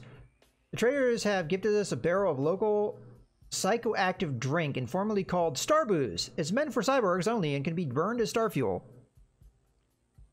Yeah, all right, awesome. Yeah, that is a good thing. All right. Maybe that's something they figured out as it was in early access. Somebody was like, "Oh man, you don't get a chance to really do stuff," and they're like, "Oh, okay, we will just change that then." You know, that sometimes is the advantages of being in early access. Sometimes. All right. How's our power situation? Pretty good, but we have things.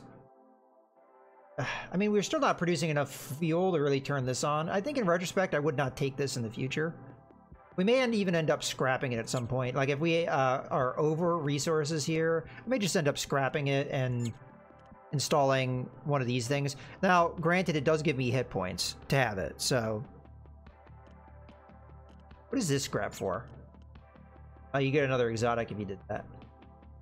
But we would have an excess of what? Looks like metals. Okay. Alright, let's go back to the star system here. So we're at the local thing. There's a planet here. But check that out. Orbiter scans reveal presence of vegetation. Strangely, the atmosphere contains only trace amounts of oxygen. Alright, let's explore. No sandworm things. Non-carbon ecosystem. The planet hosts exclusively non-carbon life, including primitive animals, unsuitable for our purposes. However, we may set up temporary mining facilities to exploit titanium mineral seams near the surface. Keeping the operation ecological comes with a cost increase. So, research and eco-mine or research and mine? Last time we didn't pick the eco choice and we got like screwed, but...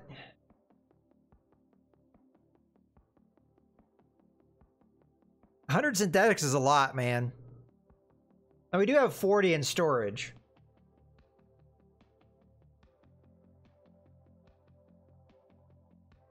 Delve deep! I have not learned anything. No! It didn't kill anybody, so that's good.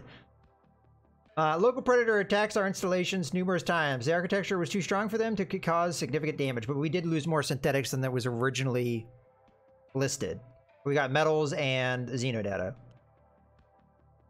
We should be over metals. Now you can craft a pack. Now what that does is it just puts it into your cargo bay for use later. The downside of that is it does cost you 10 fuel to do it. Or we can just dump it. Alternatively, we go into our cargo and we install one of our cargo little container-y things here. This one's probably the better one. We're really not using this right now, so we don't have to scrap it right this second, but we can, like, at least install that. We do lose some hit points in doing... Oh, I forgot to repair. I forgot to repair at the last station. It's just one hit point, but that was a little bit of an oversight. So now we don't have to worry about it anymore. A lot of our crafting happens at 1,000 anyway, so... Okay. You know, I never didn't really show the crafting. Let me click on a slot here so you guys can see some of that. So you can upgrade. I don't know what a core slot is.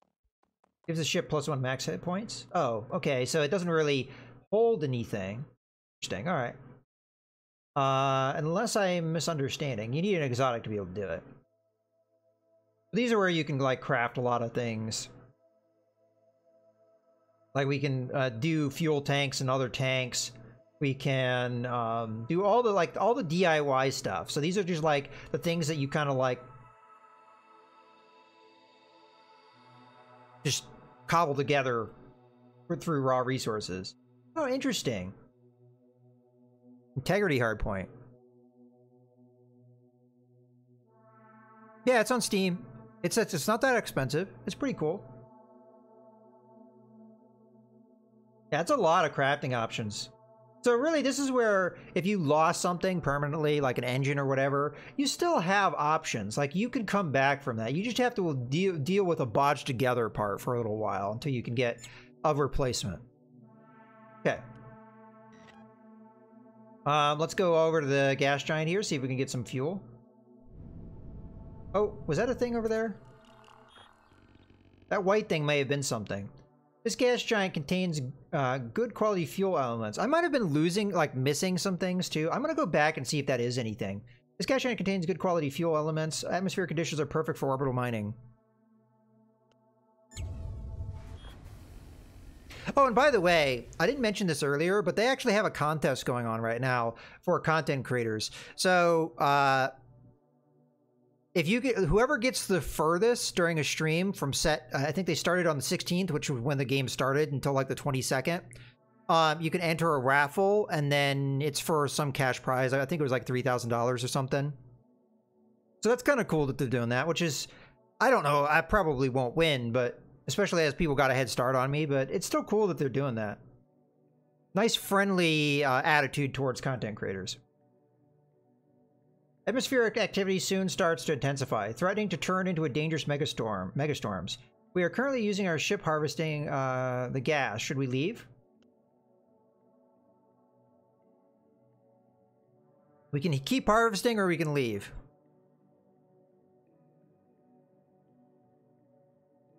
There is a follow requirement. Yes, there is. I'm above that, so I think I qualify.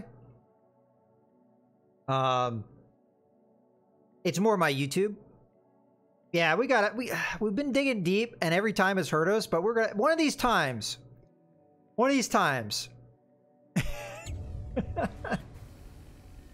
Our station left a too short safety window for leaving. And the megastorm, flushed over us with full force, electrifying the entire ship with countless lightning bolts and badly scorching its external equipment. At least we got some fuel out of this.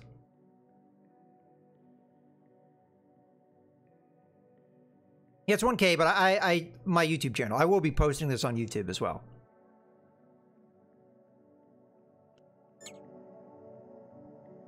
Oh, that hurt.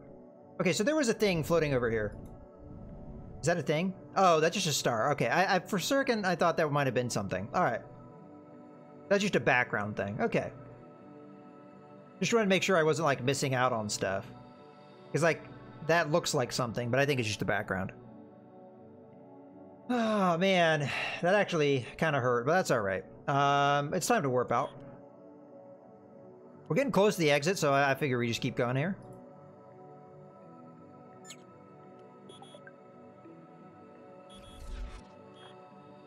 Oh, I should have looked at it first. Two Red Empire vessels are approaching. Both are shielded, and we count at least 3 weapon systems on the larger ship. The other is small and shield craft with a single light weapon. I want to get to the weapons. I also don't have Bajera assigned to anything. Okay, open to comm channel. Alien vessel, you have trespassed onto Red Empire property, this space, and must pay the relevant tax. No, we're not paying. Screw you. I also don't really have money, so... One of the ships withdraws before the battle starts, perhaps to call for reinforcements, or perhaps the commanding rat officer just wants to observe the fight from a safe distance. Okay, immediately pause. We're going to need to tell everyone to get to their combat stations. The one exception is Bajera, who does not have a combat station, but who is also bad at combat. Everything combat-oriented, but we could still put them in on the bridge, just to give a little bit of bonus. The cat is currently manning the shields, but we know the cat won't stick around.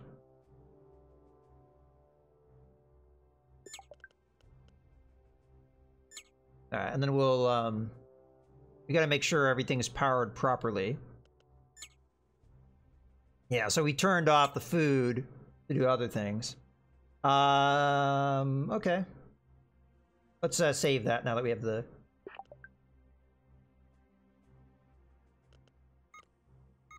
Okay, they're there. Looks like about the same loadout. So they got point defense, they've got the fast fang laser, and they've got this incendiary cannon. It looks like a little bit different version. Like the other one had looked like 3 barrels, I think. Okay, so I think we can win this one. He's got pretty good shields, but let's take out the generator once we figure out where that is. That's a shield generator. Okay, so the missiles should target the shield generator if at all possible. I'll kind of do it like that. And then the lasers... I want to take out the power systems because I figure, you know, we take those out. The rat isn't able to really attack me. And then we'll go after the warp drive just in case they try and run.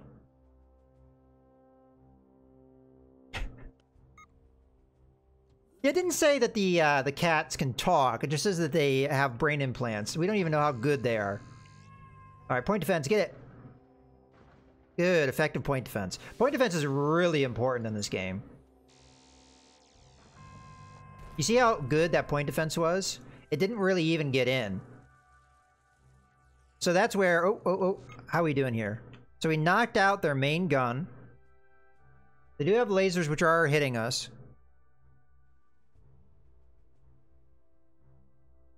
Let's reroute the missiles to hit over here-ish. No, wait, the missiles are supposed to be taking out the shield generator. So actually, we want to keep that where it is. Lasers we should reroute.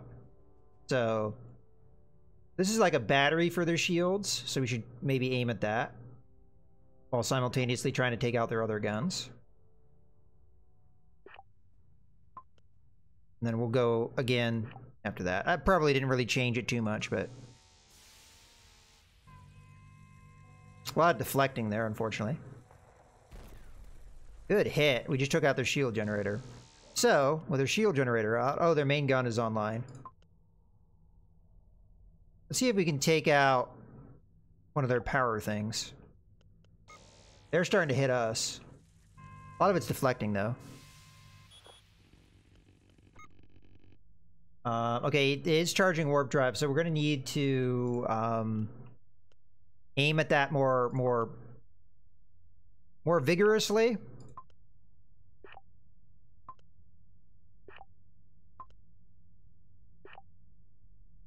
Okay. Get on point defense. Good job. Oh, dead already. Yeah, we're not a bad combat ship. So we got another module, some fuel, and a bunch of other stuff, and a fate point. Okie dokie. What'd we get? A stealth decryptor. Interesting. So we could plug this in if we ever face a stealth ship. Right now, might not be all that important. Seems the sector has been claimed by Rat Empire. Yeah, don't show this again. We already know about them. Okay. Let me take a look real quick at the star system. So there's another fleet over here, potentially. Let's just go straight to the Rat Emporium here. Get our repairs. Okay, looks like they've got some nukes. Oh no, wait, what? Oh, this is just a laser. Okay. It looked like a missile to me. So I got a couple lasers, shield battery. I don't know how much better this stuff is than what we currently have.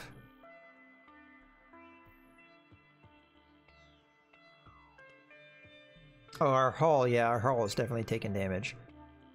Incendiary cannon, we've seen that kind of in play.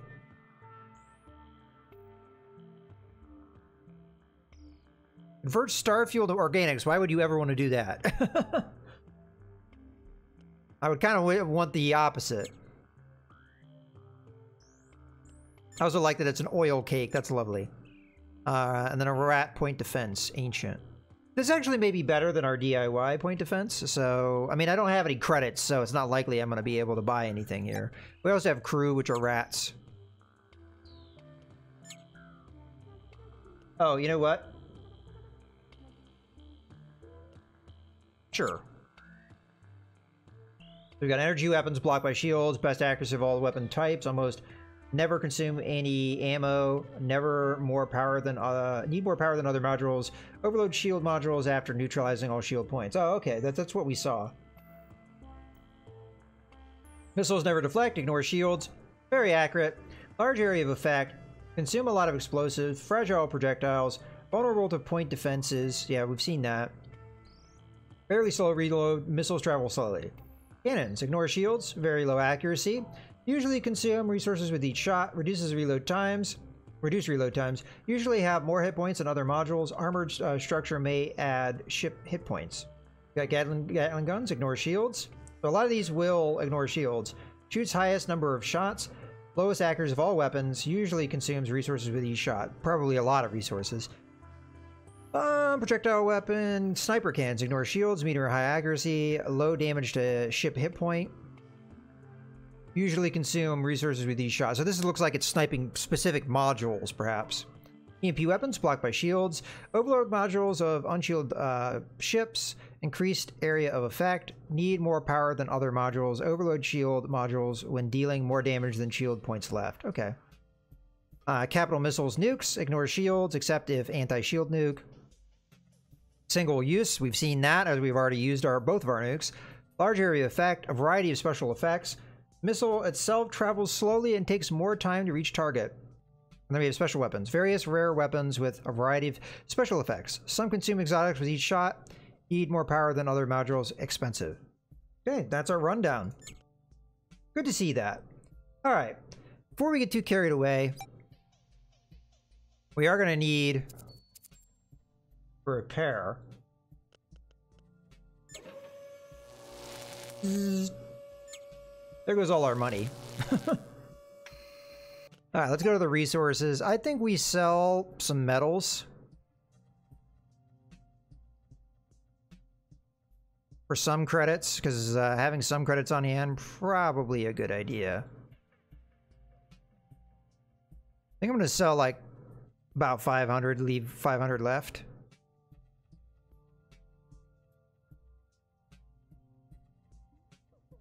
Close enough. So it doesn't let you just all straight up sell everything. Like there is a maximum these guys will take. We do use explosives. Okay. Let's go ahead and load up our peacetime setup. So we're not consuming food. Something I should have done earlier.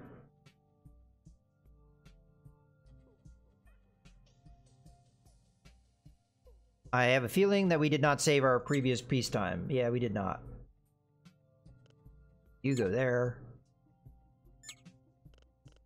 You go there. Yeah. Okay, now we're good. And you go on the bridge.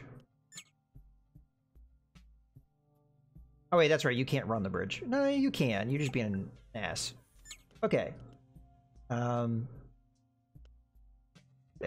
Okay, now we got our peacetime set up. I don't know if there's really anything else we need to do. I mean, we have 200 credits. Are these guys really expensive to hire? Oh, we could get one right now. Fortunately, they're not really fitting my needs. Outside of this guy does give us gardening of 3. Now, during the fight, they also have a gunnery skill of 3, which, if I remember correctly, yeah, you only have a gardening of 2. I'm gonna hire this dude. Alright, who do we got in the chat here?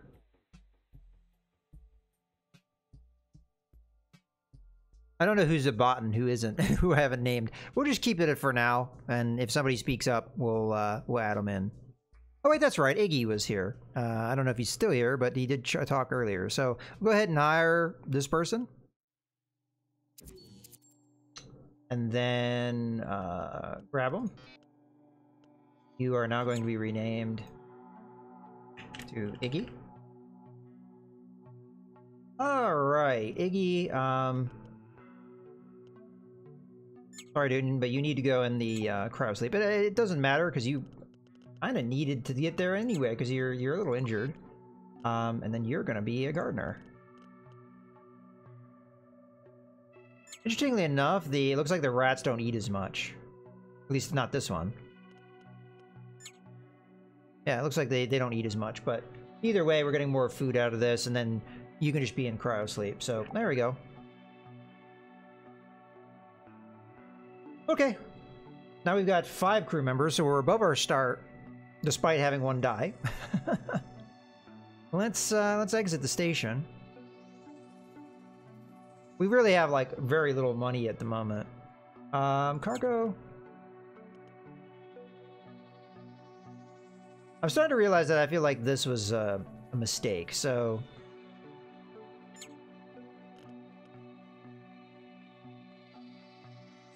I am going to sell it. I mean, we are low on synthetics, but I get a lot of synthetics out of this, and I've never had enough food to really justify this thing, so...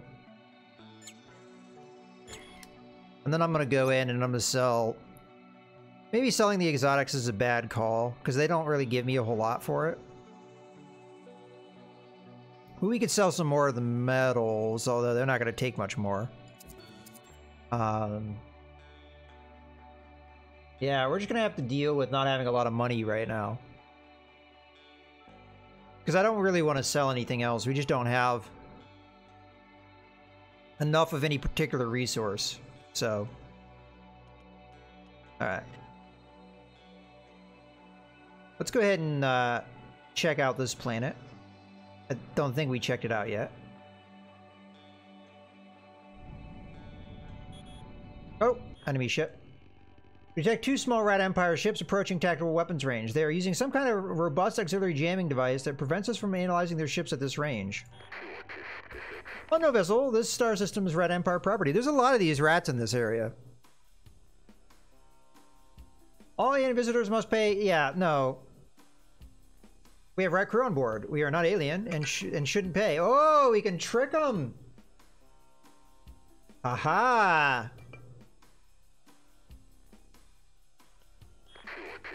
Say you're rats, but why is your ship not built in the Rat Empire? Anyway, I'm in a good mood today, so I will charge you the minimal price. Well, I don't have the minimum price, so that is interesting. He charges me less for it. But another small ship joins the enemy attack. Alright. So we got 3 enemies here. They do not have shields, so that's actually good news for us. Looks like that one doesn't have point defense. That one doesn't have point defense. And that one doesn't have point defense. So the question is, how do we want to run this? Just focus one down? Oh, what the hell? Oh, yeah, that's right. We're not...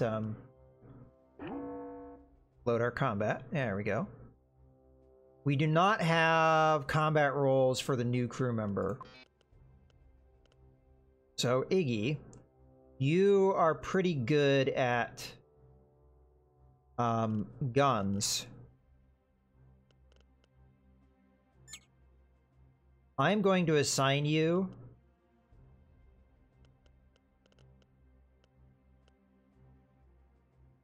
to that.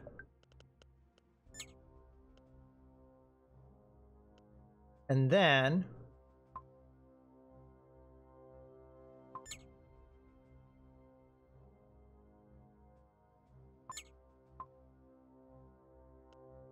you are going to be assigned here. And then Dutton's character is going to be assigned as a internal security, or we could put him on like the bridge just to like man it. It's not going to be great, but it's better than not having anything. You're not really good at anything else, really. So, yeah. Let's go ahead and get you over to... Or we could do the shields. Do they even have laser weapons? Oh, they sure do. Okay. Assign you to shields. The cat's, in theory, supposed to be on the shields, but the cat is an asshole, so... Sorry, Leo. Alright, let's assign our weapons. I figure we just burn these guys down. They have laser weapons.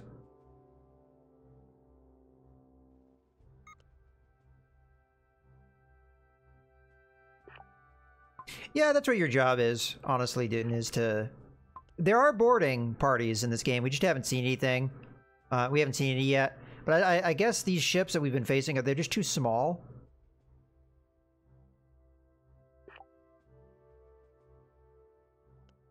Alright, that looks good. We'll open fire on this guy, see what the damage is like, and then we'll probably change targets. That was a lot of deflection. We hit him a little bit. Here come the missiles. No point defense, so this should just slam in. Okay. Alright, so their weapon systems and everything are out of line. Now, they are going to be able to repair, but it looks like their bridge is on fire. And their engine's on fire. So they have to fight the fires first. So let's... Oh, we lost a laser. Newton is currently on the bridge. Oh, no, wait. Where did I put you? I put you on shields, right? Take you off shields and put you on repair crew. As right now, that's going to be a little bit more important for us. Okay. You are going to fire... Here. You are going to fire there. You are going to fire there. We just like move through these guys until we have them dead. Oh, that guy probably burned down.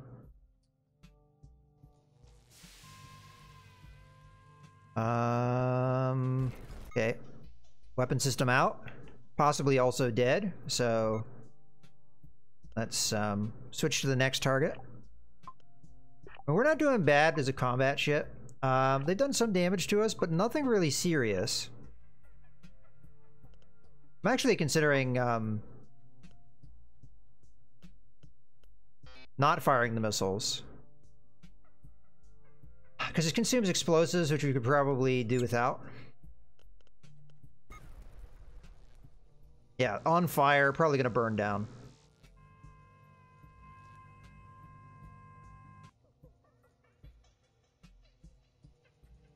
Yeah, that doesn't look good. Nope.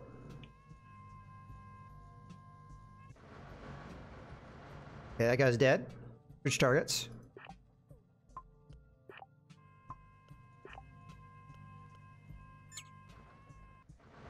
Alright. Smoked him. Now, granted, we're still in the first sector, so we shouldn't get too overconfident here. Wow, 4 modules. That's a lot of resources. Cool. Alright, we got a command bridge type Duo 2. We'll have to see how that is in comparison. ECM integrity turret. Printed engine. I think which is and the fast fang laser. We're going to go ahead and store them all, but we'll take a look at them here. Repairs should be complete. Let's go ahead and just put them right on the peacetime settings. Okay, the fast fang laser requires 2 energy. Let's just go ahead and click on this guy so we get a direct comparison. So it fires faster.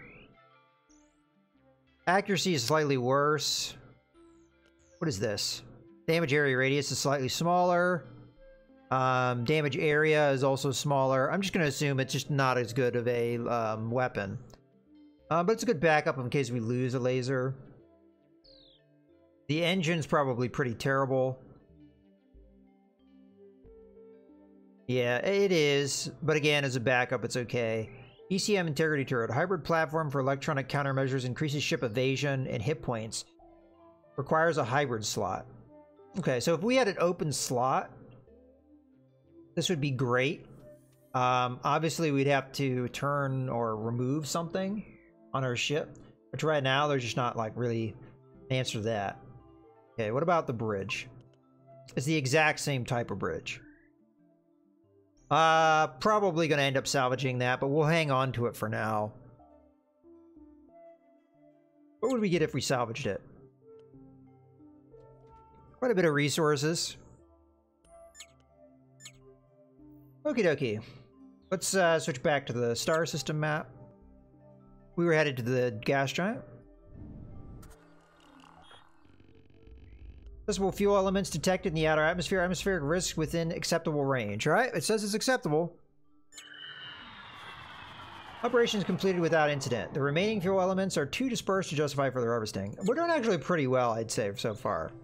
Now, the question is, do we want to come in and reach having another encounter with a hostile fleet? So far, the encounters with the hostile fleet actually turned out pretty well. So, we're going to be a fighty ship here. Hey, single medium-sized rat ship approaching. Protect an active energy shield and at least 3 weapon systems. Seems like the kind of standard, like, medium-sized craft that we've seen so far. They're gonna try and, we're gonna try this bluff again. You say you're rats? Okay, if he looks like he's gonna give me the same rigmarole, and we're gonna blow him up, all the same. Another small ship joins the enemy as they attack. Okay, that happens often. Let's go ahead and load our combat positions. This guy doesn't have shields and everything, so lasers are going to be smacking him until he is reduced in effectiveness. I think even 1 salvo might be enough. And the missiles, I say... So what do we got? Imperial Gatling Gun, Deathtail Laser. Okay. Mostly laser weapons, except for that Gatling gun. Probably go after the shield generator here, so... Right there. This is one of those situations where I wish I had a nuke.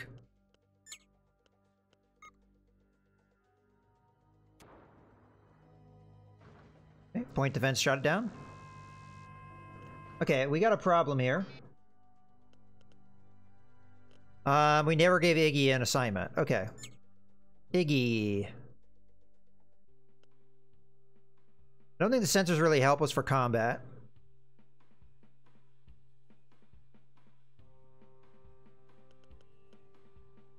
Wait a second. Iggy, you should be manning this.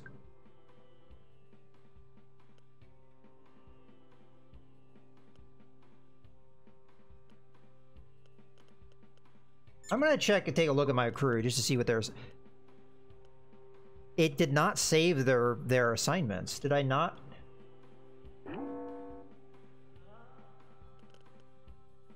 I swore I saved their assignments.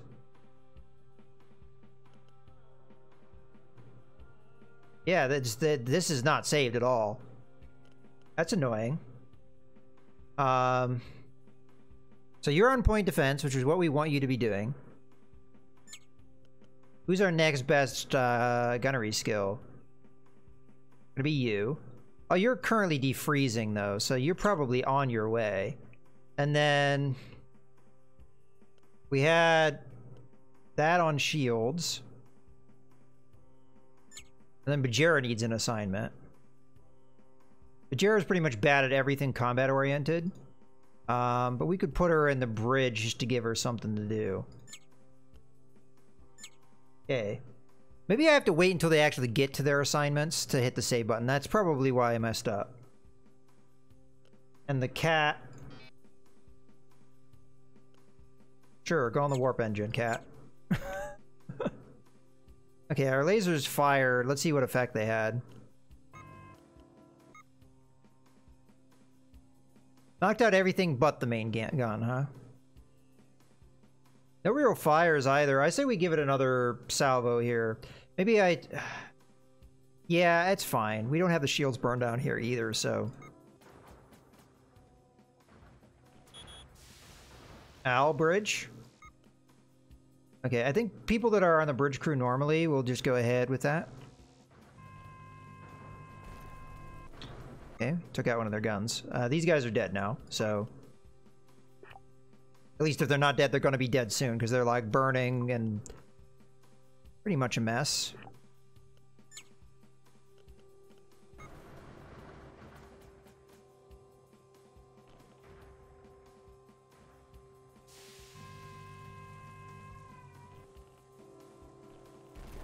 Okay, what did we hit here? That was their shield, okay. So the missile needs to go after their other systems here. A good chunk of their weapons are knocked out. So let's see if we can get the rest of the weapons. And then you go ahead and fire on their bridge. Oh, they have a nuke. They already fired at me? Because they have one tube that's empty.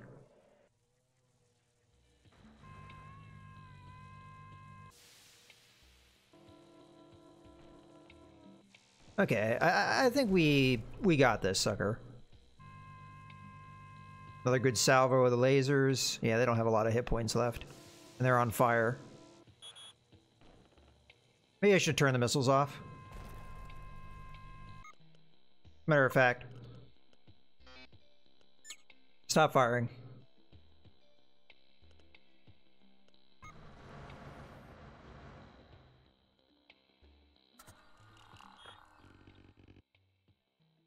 All right, more resources. We got 3 modules. Okay, so we have to decide on what to scrap here. We did get a capital missile, which I'm going to just go ahead and install in here. It's a stupid decoy missile, but whatever. Then we got another of these integrity things. And a micro-reactor. This might actually be worth installing. How much energy does it give? I can't see because it's off the screen. We'll just store it. It gives 8 as opposed to 10. If we had more module slots, that would be like a no-brainer, but we just don't have really the room for it. We have 2 of these at this point, and I think they're the same, so I say we scrap this. Oh, we're over our food allotment. We can convert it to fuel, but that's not technically ideal. But I don't think we have much choice in that matter, so we will convert it to fuel. It's a bad conversion rate, but it is what it is. Okay, let's go back to our... Well, first off, now that we have everybody in the same position we want them to be in, let's save that position. And load. Make sure people go to where they're supposed to. Looks like that's a yes. Alright, cool. We did take some hull damage, but they had Gatling weapons, which are going to go right through our shields, so... Alright, let's take a look back at the star map. We were on our way to this planet. Or really interrupted. Electromagnetic interference. Strong electromagnetic interference prevent us from scanning the planet's surface from orbit. We cannot see what's down there without entering the atmosphere. Well, we're going to explore it. Reg planet. It seems somebody has strip mined and mass harvested the planet recently, leaving occasional bits of dead vegetation behind. A full-scale operation here won't be worth the cost, so we get a little bit of credits and a little bit of food, which we're going to then convert into fuel. So we only got 1 fuel out of that. Not a great conversion, but again... we'd have to dump the food or pack it, which costs us fuel to do, so... Alright, I think we can get out of here. So we're going to be going to the exit now.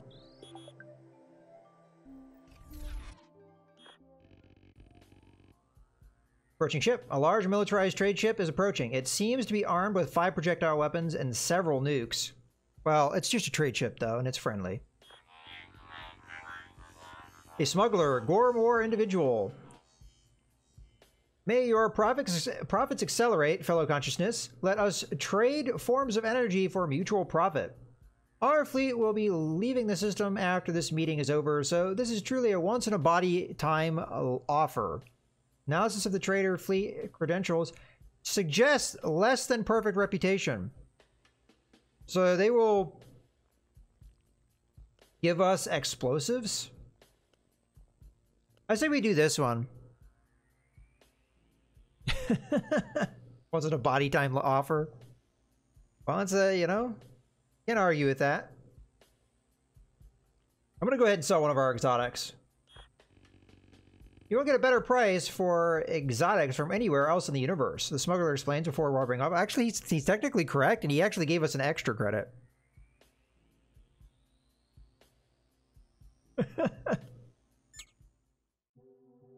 Ooh, we got a ship carcass. So that's something we'd only see with sensors. It's possible there was one, like, stuff like this before, we just weren't seeing it. It's a wrecked fuel tanker, looted of all valuable materials. The remaining metals and synthetics of the ship frame were too cheap to justify looting. However, a small cloud of leaked star fuel has been detected nearby. Okay, let's collect it. Now the star fuel. There's something very wrong with the fuel, as it started melting our fuel tanks. From the inside out. Despite passing decontamination filters, we had to dump all of it along with some of our own resources. Ouch. Alright. Well, we do have a space station. There's the exit warp gate, which we want to go everywhere else before we do that. But let's go to the space station. We have some repairs to do. I think most of the time you have like a... Oh, we were hit by an asteroid. Sure, let's see how you avoid it in the future. Oh, these are asteroids. Avoid them. Gotcha. Okay. I didn't know that. We just learned something. Alright, we want repairs first. Mark all, repair.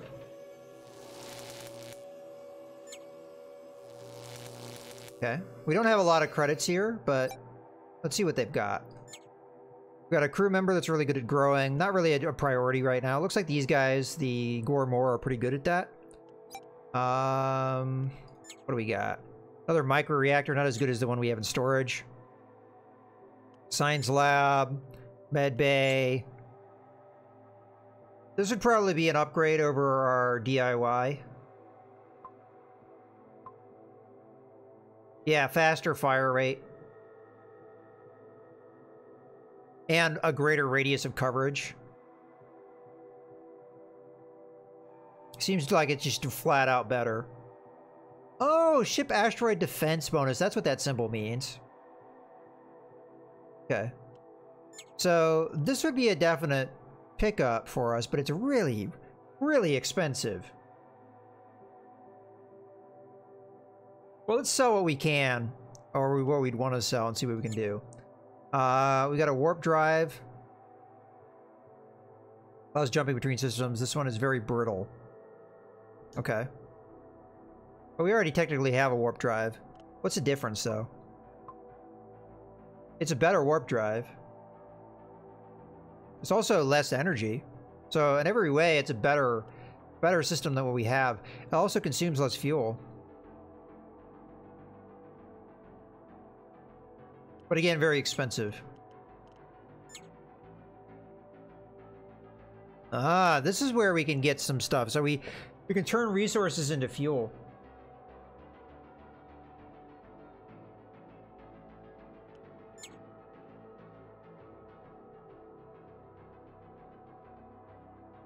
Increases maximum shield points, but does not recharge shield, so it just batteries. And warp drive grade 3, another warp drive. This one's even better. Yeah, this is the best one we've seen so far. Very fast recharge. Which, by the way, this is how you flee a battle. Like, if you're in a battle you don't want to be in, you use your warp drive to get away. So if we could, we'd buy this. It's just, we need to get the resources to buy it, so... definitely going to sell my metals. I'm going to sell as many as they'll take. Oh, okay, we don't want to sell quite that many. Let's leave around about 500. That's good enough. Confirm. Okay, if we can sell a few more things, we might be able to afford one of those. How much do you buy? You don't buy fuel for very much. You also don't buy organics for much, but we are not producing organics, so I will sell about 100. That'll be good. Okay, we got 465, which will probably allow us to buy one of those systems that look like an upgrade. Not that really awesome warp drive, though, unfortunately. Not unless we sell, like, synthetics and stuff. Which we now have a decent amount of. Let's go down to 400. He's not really, selling them for a good price, though. Alright, we're at 540. Alright, let's see what we can buy, then. So, we don't want that, we don't want that, we don't want that. This, maybe, but it's 449, pretty expensive. 480. I mean, it's a better warp drive.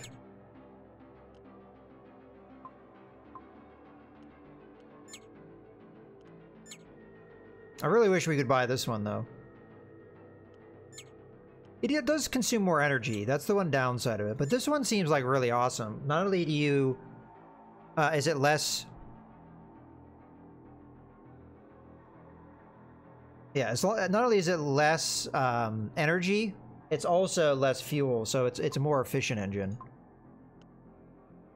We could always keep our old one in storage because it says this one's fragile, very brittle.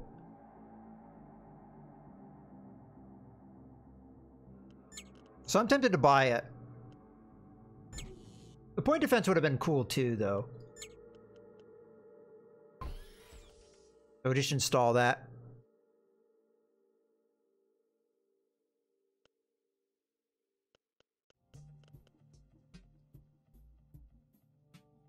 Is there anything I want to, like, get rid of here? I say we're probably not going to want to use this laser unless we have one get destroyed. Let's get rid of this. Get some metals, synthetics, and exotics. And the exotics alone we could sell, maybe. But you know they don't give us a good rate for it? We'll sell down to 500 here again. Yeah, I don't think we're going to be able to afford really anything else. I think we should hang on to the exotics. Because we can get better prices elsewhere.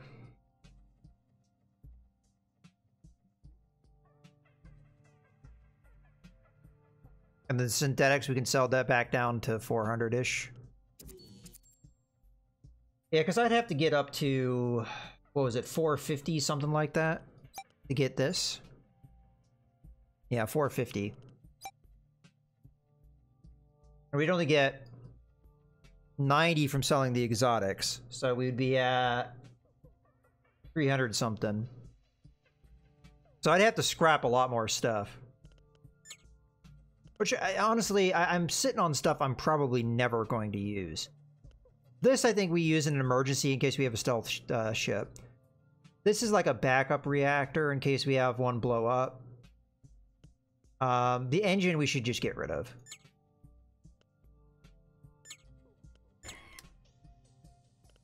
Okay.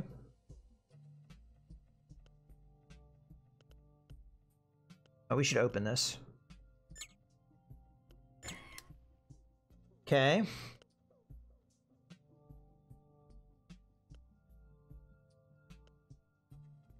And if we're keeping this reactor, we definitely need to get rid of this one. Okay. And in that regard, now we probably should be able to sell enough. So sell the metals back down to 500.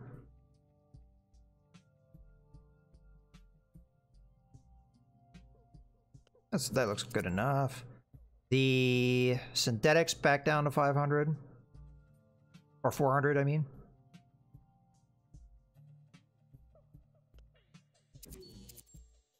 Okay. We should be able to afford it now. So we can still hang on to the exotics if we want to. Yeah, that's fine. We just won't be able to do anything. Like if somebody goes, pay us money or die, we won't be able to do that. But we've seen how effective this point defense stuff is. Let's compare it to this one. So it's even better than this one. So we should install it here and then install the Tiger point defense over here.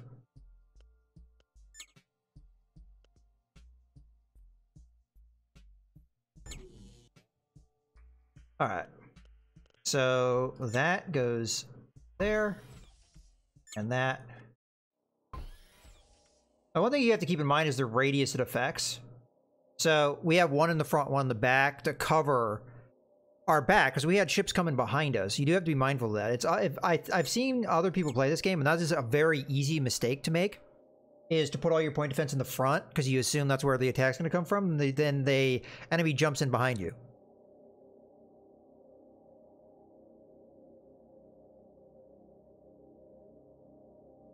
We can also craft stuff. Now, I don't know. The one thing I was not certain of, if we were to upgrade this to a core slot, does that make it not a internal slot anymore? I don't know, and this is the best time to see. Because if it is, we could always downgrade it. It would hurt us, probably resource-wise, but I think it's worth taking a look at it. Okay. So then we could upgrade it to a hybrid slot, which would allow us to put point defense and stuff. So I believe we just gained a hit point by doing that. So any internal slot that's just a normal internal slot really should be upgraded to a core slot, in my opinion. What was the upgrade, though, for a hybrid slot? Was there any benefit of that? I mean, we can't afford it. It just allows us to have more things in the slot. Whereas the core slot's going to give us... maybe we'll wait a little bit until we get more medals. Yeah. But eventually that's something we can do. I just wanted to make sure it wouldn't, like, make me have no slot. Okay, I think that's good enough. Let's go. There's a metal object over here. It's going to be kind of hard not to fly through asteroids, I'm noticing.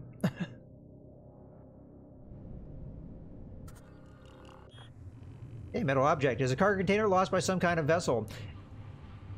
Some kind of less advanced travelers. We detected a primitive explosive trap inside. We should be able to disable it remotely without problems. Alright, disable the trap. Munitions found. We have been able to disable the trap without incident. The container was filled with various munitions. Okay. So we get a module and then some explosives. What's the module? It is an explosive pack. Oh, okay.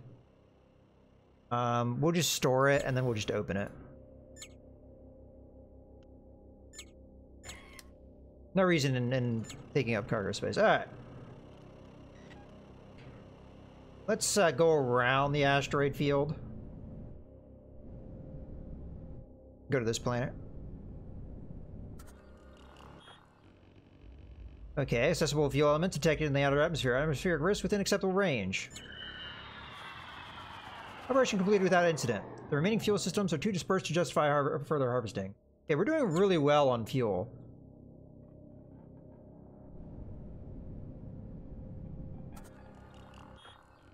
This gas giant contains a lot of fuel elements. However, its atmospheric conditions are extremely unstable, making harvesting from it risky. Alright, well, we don't need fuel that bad. Let's just go to the exit. Oh, we got a fire. Go, firebots, go!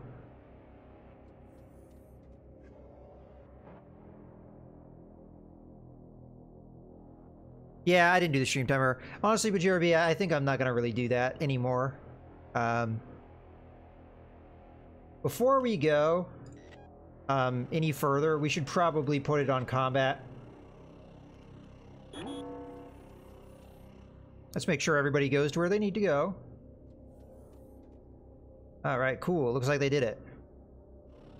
And then the cat is just going to be on whatever it feels like being on. Which is really nothing. Alright, what are we at? We're at, we still got plenty of time to take a look at this game. Alright, let's go back to the star map and get to the exit. Okay, Rat Empire Gate Guard. So these guys have been pretty much our adversary in this first sector. This long-range warp gate is property of the Rat Empire. Those who wish to pass must pay the gate tax. I warn you that those questioning the Imperial rules for everyone else will be executed. And I have a nuke. He has a nuke.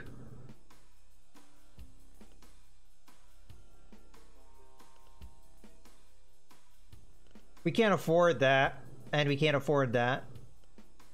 Your rules inspire me to question them. Oh, he's got a big ship, huh? I have a feeling that these aren't really anything. Alright. So he's got a shield generator. He does have point defense. So we should probably save our nukes. A shield breaker nuke. That's actually going to hurt us. I'm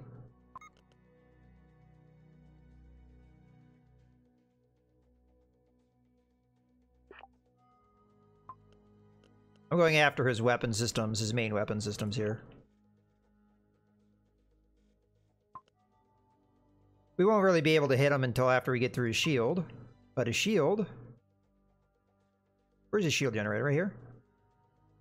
I'm trying to hit him as much as I can, but there's a little bit of spot we might not be able to hit him. This is probably the biggest ship we've yet faced. I I feel like firing the nuke, we should probably wait until we've hit him a little bit. See if we can, like, maybe lower or destroy some of those. He has a ton of shields, man. I have a feeling, though, the point defense is just going to shoot down that nuke if we fire it. Because he's got at least 2. We could go after a shield generator, but I think we just play it out.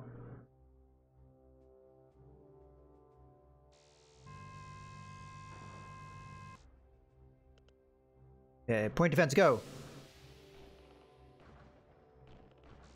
Okay. That did its job. Alright, what did we hit here? What are these things? Ah, shield battery. So that is going to weaken his shield significantly with those knocked out. He hasn't really hit us much yet. I mean, he's hit us with these lasers, but our shields have been holding. And our point defense, I mean, he missed us anyway, but...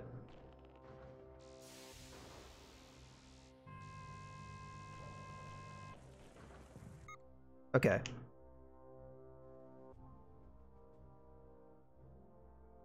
I say we fire the nuke. He hasn't fired his nuke yet. Maybe we wait until the missiles are about to fire. So I'm gonna, like, keep an eye on this, but just as the missiles are about to fire, we fire the nuke. Right about there. That way, the point defense is gonna have too much to really pay attention to. I want to smack his shield generator directly.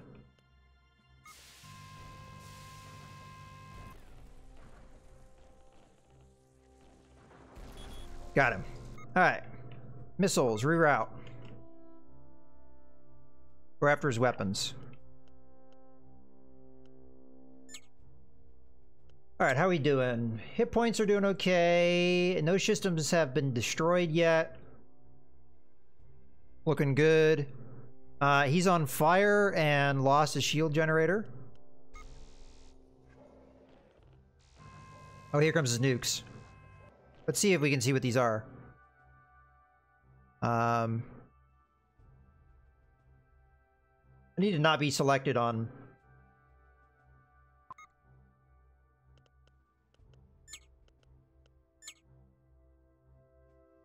It's a Nom Patty. Hacking fire extinguisher drone. What does it do? Oh, these are shuttles. They are... They're trying to board us. Hopefully point defense kills them as they come in, but we might have to switch. So you need to get off shields and get into security mode.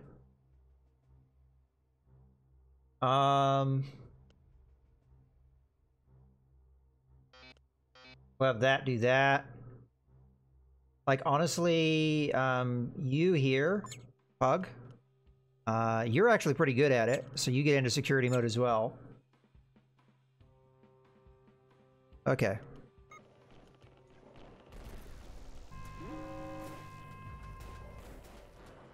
Okay, bad guys have gotten on the ship. I'm gonna grab Iggy. Put them on security as well. Probably bad timing, as we have more people boarding us. Their ship is absolutely screwed. As a matter of fact, I'm going to turn off the missiles. Stop firing. Okay, I think they killed one of our droids. They did. They killed one of our gunnery droids. So all crew except the person on the bridge. Oof. Okay, so you're definitely better. So, no, you're not good, but... All right, just stay on the bridge. That's fine.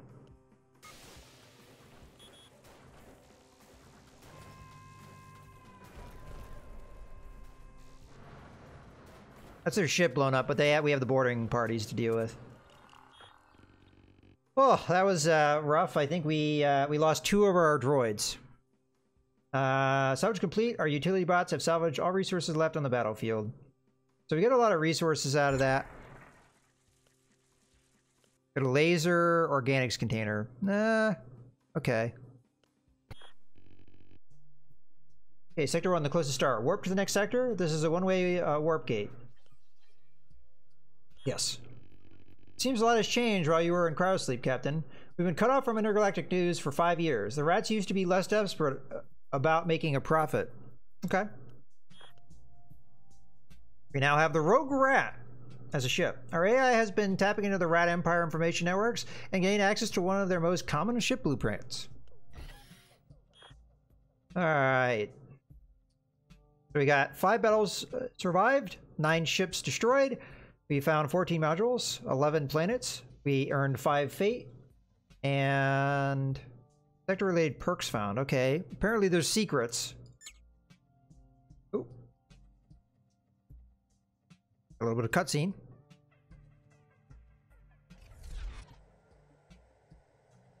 That's kind of a cool effect. So far, Prug, this sector is unclaimed by major factions. However, intergalactic travel guides warn of pirates. A wild sector, they call it. Grab everything you can and let's leave this place quickly. What can you tell me about the local pirates? Pirate ships are usually armed with low-quality weapons. They don't care too much about this because they usually want to get entire ships for themselves by killing all of the crew, so you can expect boarding parties. Keep point defenses online to destroy approaching border shuttles before they reach our ship. This sector is unclaimed by... oh yeah, we already just got this. Yeah. Alright, let's take a look at our ship. So we lost, like, 2 of... Oh, we have to convert to fuel. Okay. We lost at least 1 of, if not 2, of our little droids. Looks like we lost a fire extinguisher droid. And we lost one of our gunnery droids. We also need to repair a lot of them as well. So let's go to our cargo, because we're going to need our ship repair. Unfortunately, I can't really uninstall this anymore. Our sensors are damaged. So until we get those repaired, I also have blood all over the place. Let's go ahead and just get our drone repair bay in there. We'll repair this later. So we got some time to some stuff done here. Let's grab the drones that are damaged.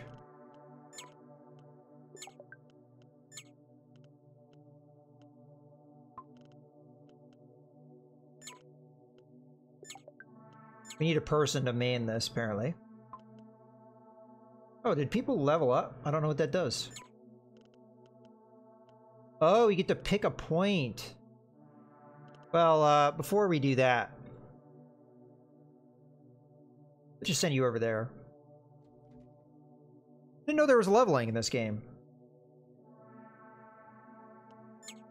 Oh, we need to power it too.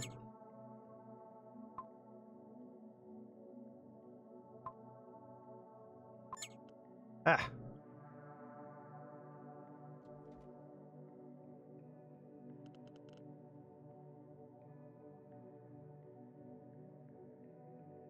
Okay, let's load our peacetime.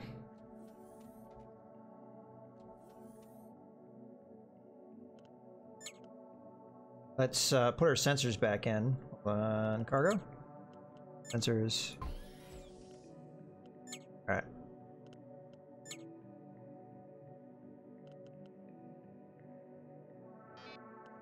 Not sure why the repair drone wasn't on the job.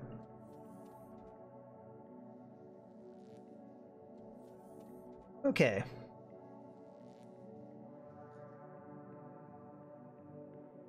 So, one of our guns isn't being manned anymore. Which is fine, because we probably have enough crew members to deal with it anyway. But we will have to modify our combat settings at some point. Alright, well, I think this is a good point to go ahead and take a little bit of a break. So I'm just going to take a quick break here, go to the bathroom and stuff, so I'll be right back in a bit.